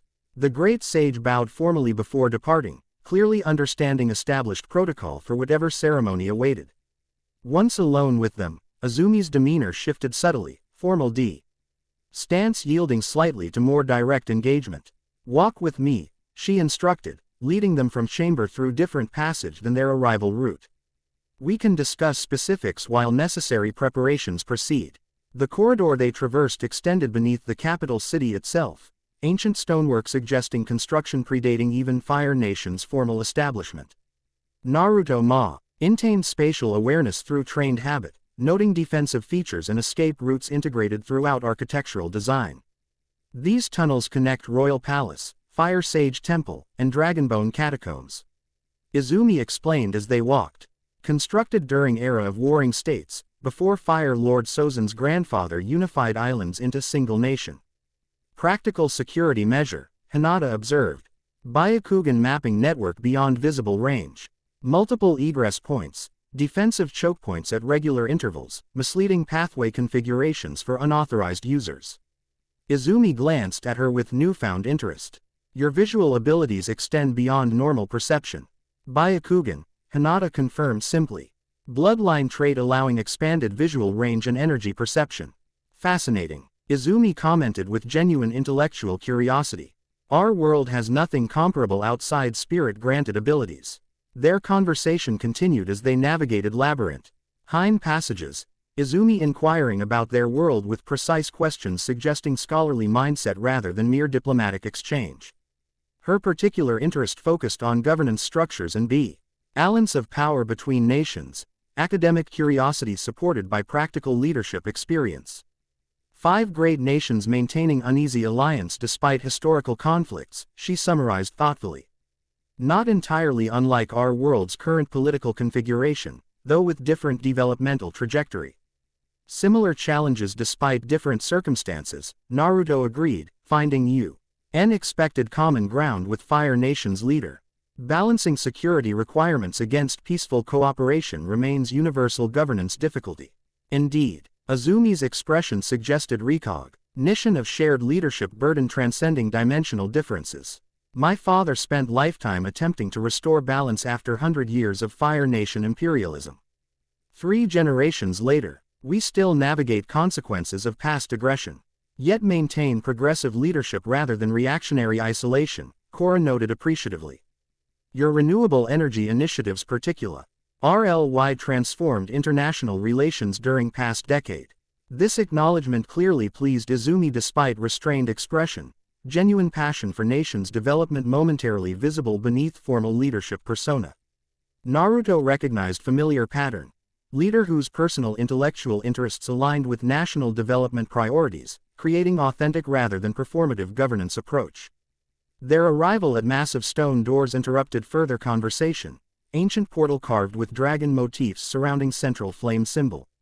Fire Lord Izumi approached reverently, placing palm against specific scale pattern within carving.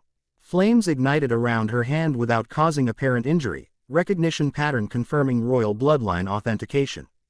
Royal genetic verification complete, she stated formally, awaiting Sage spiritual counterpart for complete access authorization. Great Sage Zan appeared from connecting passage moments later, Carrion. G ceremonial flame in elaborately designed holder. Sacred flame prepared for transference ceremony, Fire Lord. Proceed, Izumi commanded, stepping aside as elderly sage approached ancient doors. The ceremony that followed transcended simple security protocol, incorporating spiritual elements clearly designed for multiple simultaneous purposes, authentication, purification, and boundary maintenance. Ants combined through elaborate firebending techniques unlike standard combat applications. Golden flames danced between Sage's hands in precise patterns before merging with door mechanism through channels invisible until activation. When security protocols completed their elaborate verification, massive stone doors retracted into surrounding walls, revealing cavernous space beyond illuminated by luminous crystals embedded in natural rock formations. Unlike manufactured architecture, this space appeared partly natural, volcanic system adapted rather than replaced by human construction. Dragonbone Catacombs, Izumi announced solemnly, final resting place of Fire Lords across 37 generations, and repository for Fire Nation's most sacred historical records. They entered reverently, even Naruto respecting obvious spiritual significance despite mission urgency. Massive dragon skeletons lined ceremonial pathway, remains of ancient companions who had served royal family throughout centuries. Beyond these guardians, smaller chambers contained sarcophagi bearing names and accomplishments of previous rulers, history preserved through physical presence rather than merely written record. The medallion chamber lies beyond royal internment section, Izumi explained as they proceeded deeper. In area predating even earliest recorded Fire Nation history. I sense it, Naruto confirmed.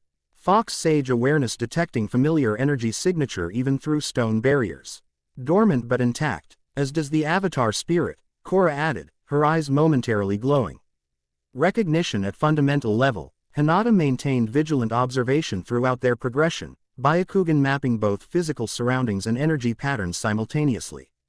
Dimensional thinning already present around medallion location. She reported with professional precision. Not critical but accelerating. Approximately 20% more pronounced than Republic City baseline measurements. This concerning information accelerated their pace through remaining chambers until reaching area distinctly different from formal catacombs, volcanic cave system with minimal human modification beyond stabilization elements. Ancient symbols covered walls, writing system unfamiliar even to Fire Nation historical records according to Izumi's explanation. Our earliest historians believed this chamber existed before human settlement. She informed them as they approached final doorway, simple arch carved directly into volcanic rock. The medallion was allegedly discovered here rather than placed by human hands. Correct assessment, Naruto confirmed as fragmentary memory surfaced. This location served as natural dimensional thinning point even before formal boundaries established. The Fox Sage placed medallion here specifically because of pre-existing energy convergence. Beyond final arch lay chamber that defied traditional architectural classification, perfectly spherical space T. Had appeared somehow excavated from solid volcanic rock without tool marks or seams. At precise center floated medallion identical to one Naruto had encountered in Forgotten Temple, disc-shaped artifact. T hovering unsupported within energy field visible even to normal perception. It's been active all along, Korra realized immediately. Not dormant like Harbor Medallion. This one's been continuously functioning for thousands of years. Maintaining dimensional boundary at natural weak point, Naruto agreed, approaching carefully. The fire sages weren't just guarding artifact, they were sustaining critical function through ceremonial flame maintenance. Great Sage Zahn nodded solemnly. Each generation performs sacred flame rituals without understanding complete purpose. We knew only that maintaining eternal flame preserved essential balance between seen and unseen worlds. As they studied the floating medallion, Naruto perceived identical design to previous artifact, Nine-Tailed Fox W. ITH human eyes surrounded by intricate symbols arranged in concentric circles. Unlike Harbor Medallion, this one rotated slowly within its energy field, golden light pulsing in regular rhythm like heartbeat. What happens when we activate it? Izumi inquired practically. You mentioned potential defensive engagement necessary. Activation requires energy synchronization between Fox Sage and Avatar signatures, Naruto explained. Organizing fragmentary knowledge into coherent explanation. Process temporarily disrupts existing boundary stability while establishing stronger connection to complete sealing network. During disruption phase, entities contained beyond dimensional boundaries may attempt incursion. Like at Western Air Temple, Korra added grimly. Though we're better prepared this time, we should establish defensive perimeter before beginning activation, Hinata suggested, military assessment taking precedence. Optimal configuration would place Fire Sage and Fire Lord outside immediate engagement zone with secondary containment responsibility. I'm perfectly capable of defending my nation against threats, Izumi stated firmly, subtle shift in posture revealing combat readiness beneath formal robes. Your firebending mastery isn't questioned, Naruto clarified diplomatically. Tactical deployment maximizes effectiveness by positioning specialized capabilities appropriately. Your authority maintains evacuation protocol implementation if containment fails. This pragmatic explanation seemed to satisfy Izumi's concern, leadership responsibility outweighing personal combat participation. Very well. What preparation timeline do you require? Minimal, Naruto assessed. Standard formation with Hinata providing perimeter scanning while Korra and I perform primary activation. Great Sage Zahn and yourself maintaining secondary containment barrier through firebending techniques.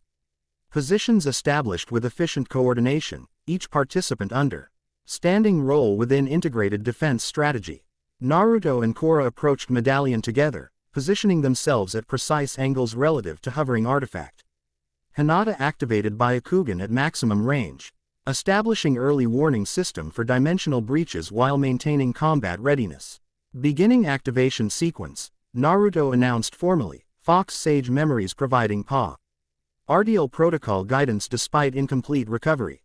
Initial synchronization phase will temporarily increase dimensional thinning. Prepare for potential incursion response. Korra entered Avatar Te simultaneously as Naruto accessed Six Paths Sage mode, their respective energy signatures illuminating chamber with complementary golden-white radiance.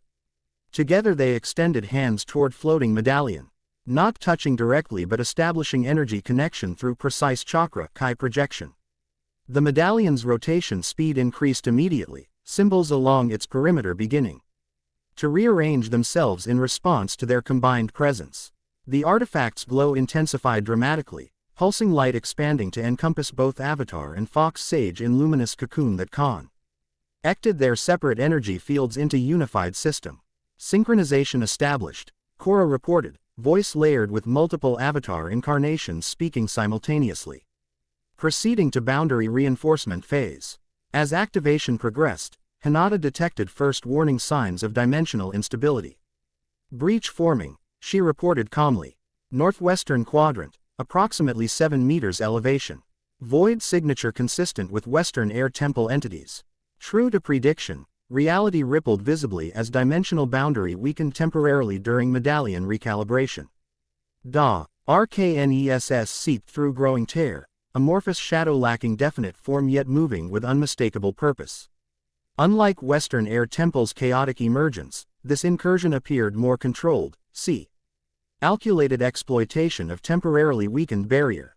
Primary containment engaging, Hinata announced, moving immediately to position beneath dimensional tear. Precise chakra control focused through gentle fist technique created energy barrier directly beneath breach point, not attacking entities themselves but establishing containment field to limit their expansion range.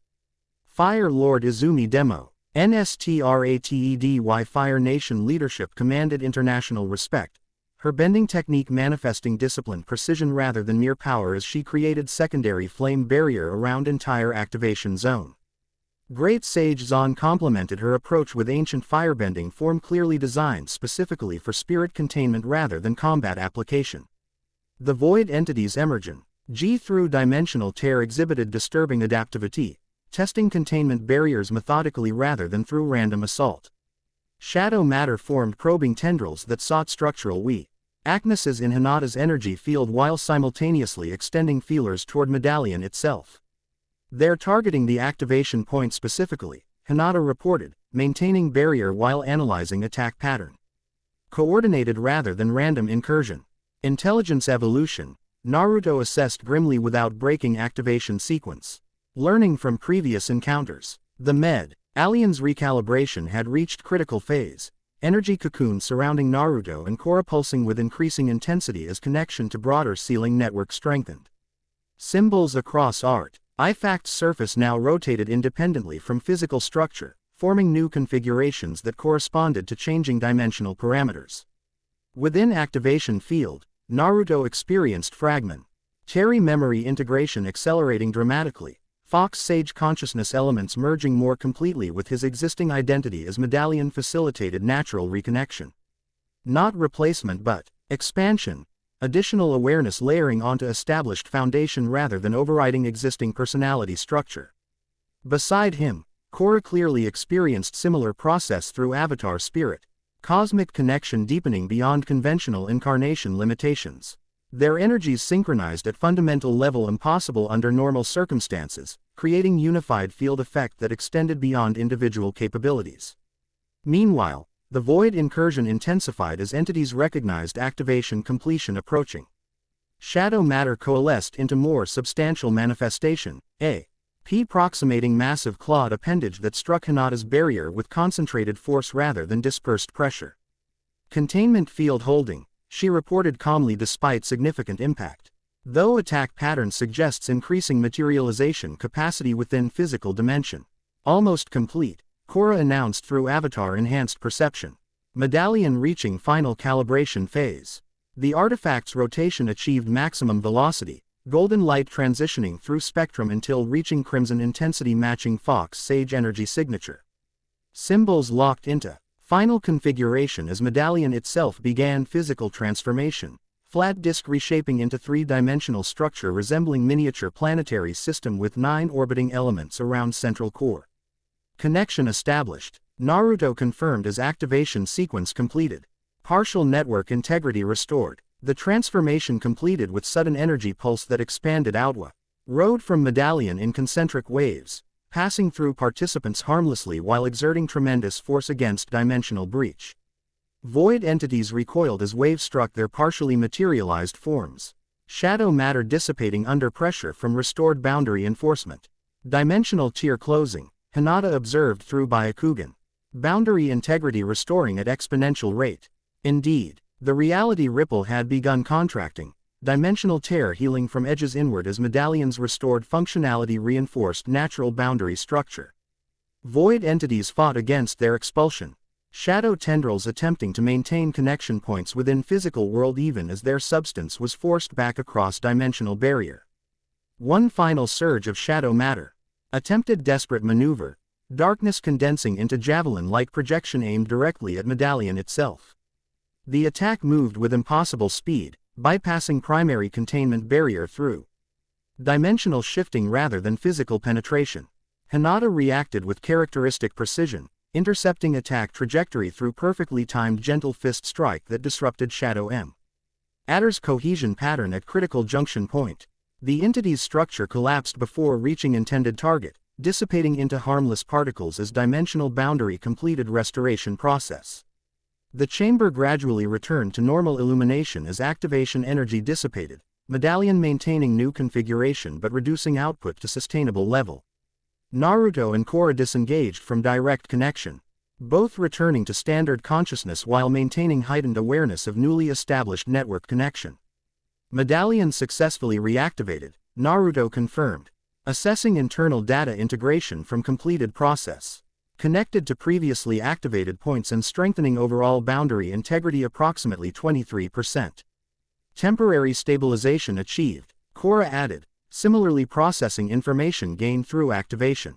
Though complete system remains critically compromised without remaining medallions. Fire Lord Izumi approached cautiously. Scholarly curiosity evident beneath formal demeanor. The entity manifestation. You called them, Void Walkers. They appeared, purposeful rather than random. Increasingly so, Naruto confirmed grimly. Each encounter demonstrates greater adaptation to physical dimension limitations. Intelligence evolving through experience. Their learning, Hinata elaborated. Deactivating Byakugan while maintaining vigilant awareness. Initial encounters suggested instinctive behavior. This manifestation displayed tactical assessment and targeted objective. Which means, subsequent activations face increasing opposition, Korra concluded. They recognize what we're attempting and actively counter specific medallion locations. How does this activation affect remaining timeline? Great Sage Zan inquired practically. Naruto consulted newly integrated awareness, Fox Sage consciousness providing analysis impossible through normal perception. Boundary degradation. Rate decreased by approximately 34% through successful connection. Revised collapse timeline extended from 6 days to approximately 8 days at current conditions. Assuming no additional medallion points become compromised, Hinata added the necessary qualification. Small victory, Izumi observed pragmatically. Though buying time represents significant tactical advantage given circumstances. The Fire Lord's practical assessment matched Naruto's own evaluation. Partial success rather than fundamental resolution, but necessary progress nonetheless. The medallion now hovered in its new configuration, integrated into developing network while maintaining independent functionality. What happens to this medallion now? Izumi inquired. Does it remain here under Fire Nation protection? Or require relocation for complete system integration? Remains in current position, Naruto explained. The location itself represents natural dimensional junction point. Moving AR. Chief Act would compromise established boundary reinforcement. Then Fire Nation maintains guardianship responsibility, Izumi stated formally. Though with enhanced understanding of what we protect, we should establish continuous monitoring protocol, Great Sage Zan suggested. If boundary stability fluctuates or void entities attempt secondary incursion, immediate response becomes necessary. As practical security arrangements developed between Fire Nation leadership and Korra, Naruto experienced another memory fragment surfacing, more coherent than previous flashes, containing specific information regarding next medallion location. The Eastern Air Temple, he stated, interrupting ongoing conversation. That's our next destination. Third medallion location corresponds to mountain peak adjacent to temple proper. Makes sense historically, Korra acknowledged, her own enhanced awareness confirming his assessment. Air nomads often established temples near natural spiritual energy convergence points. Eastern Air Temple remains largely uninhabited, Tenzin mentioned. Unlike northern and southern temples where restoration projects have established permanent airbender populations. Minimal civilian presence reduces potential collateral risk. We should depart immediately, Naruto stated, urgency undiminished despite timeline extension. Each activation potentially faces increased opposition based on enemy adaptation pattern. Not without proper rest cycle, Hinata countered firmly, medical assessment superseding tactical urgency. Both you and Avatar Korra expiry. NCED significant energy expenditure during activation sequence. Attempting immediate interdimensional travel risks catastrophic failure. Her evaluation, while unwelcome given mission pressure, scented objective reality rather than excessive caution. Naruto recognized physiological markers confirming her assessment, cellular level fatigue accumulating despite conscious override attempts. One night recovery here, Korra agreed reluctantly. Departure at dawn provides necessary regeneration period while maintaining acceptable timeline parameters. Fire Lord Izumi immediately extended form. Al hospitality. Royal guest quarters prepared while communication channels established with Republic City authorities. The practical arrangements proceeded with characteristic Fire Nation efficiency, diplomatic protocols adapted to emergency circumstances without sacrificing essential security considerations. As day transitioned toward evening, unexpected opportunity for cultural exchange emerged. Naturally, Formal dinner combining traditional Fire Nation ceremony with practical planning session. Azumi's intellectual curiosity regarding their interdimensional origins created atmosphere more academic than political. Genuine information exchange replacing diplomatic posturing. Your governance structure fascinates me, she commented to Naruto during meal. Military leadership selected through merit demonstration rather than hereditary succession, yet maintaining traditional village structure rather than nation-state configuration.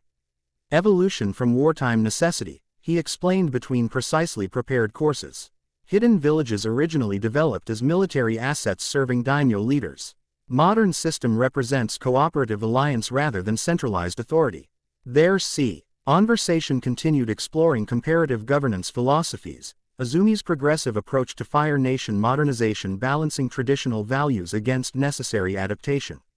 Naruto found unexpected common ground with her leadership philosophy despite vastly different cultural contexts. Finding balance between honoring tradition while embracing necessary change represents universal leadership challenge. She observed thoughtfully, "My father spent lifetime attempting to restore equilibrium after predecessors' imperialism destabilized world order. 3 generations later, we still navigate consequences of historical decisions. Leadership legacy extends beyond individual lifetime," Naruto acknowledged, recognizing shared burden transcending dimensional differences. Actions echo through generations regardless of original intention. Precisely why careful consideration must balance emergency response, Izumi concluded with subtle nod toward their current crisis. Even preventing existential threat requires method assessment beyond immediate outcome.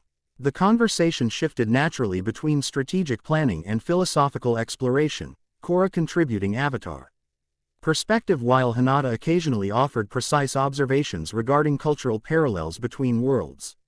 Throughout exchange, Naruto observed Izumi demonstrating increasingly relaxed engagement. Formal Fire Lord persona gradually yielding to authentic intellectual curiosity as evening progressed. Later, as formal dinner concluded and participants withdrew to respective quarters, Naruto found the moment alone with Hinata in garden courtyard connecting guest accommodations.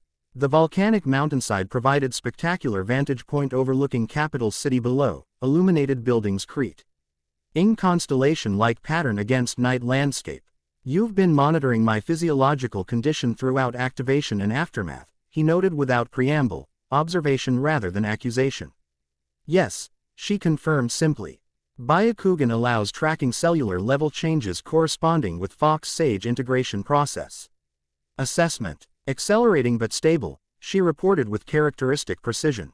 Each medallion activation facilitates further integration between fragmented aspects without compromising core identity structure.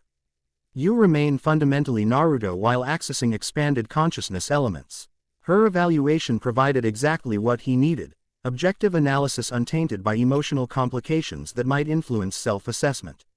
This represented the IR partnership's enduring strength, ability to provide exactly what the other required without unnecessary elaboration or evasion. The Fire Lord, he noted after comfortable silence. Her interest extends beyond diplomatic necessity. Yes, Hinata agreed, subtle humor touching her expression. Intellectual fascination initially, developing toward personal connection through shared leadership philosophy.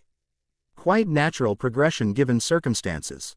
Her observation contained no jealousy or concern, simply accurate assessment of developing interpersonal dynamics. Another aspect of their relationship's mature foundation, recognition that meaningful connections could form with others without threatening their fundamental partnership. Getting complicated, he commented with slight smile. Indeed, she agreed with matching expression. Though cosmic system reunification hardly follows conventional relationship parameters, their shared moment of quiet humor provided necessary perspective amid apocalyptic stakes, personal connection grounding cosmic crisis in human scale. Whatever transformations awaited through continued Fox-Sage awakening, this foundation remained constant. As night deepened around Fire Nation capital, 3 medallions now pulsed in synchronized rhythm across dimensional boundaries, Republic City Harbor, Western Air Temple, and Fire Nation catacombs forming triangulation points in developing sealing network. 6 remained dormant, awaiting activation to complete system necessary for permanent boundary restoration. The race continued against Cosmic Countdown. Timeline extended but not eliminated by partial victory. In Darkness Between Worlds, void entities gathered with increasing purposefulness, adaptive intelligence evolving through each encounter as formless existence pressed against reality's weakening edge. Chapter 3 End. The End. I hope you enjoyed this episode. Remember to subscribe and like this video. See you in the next video.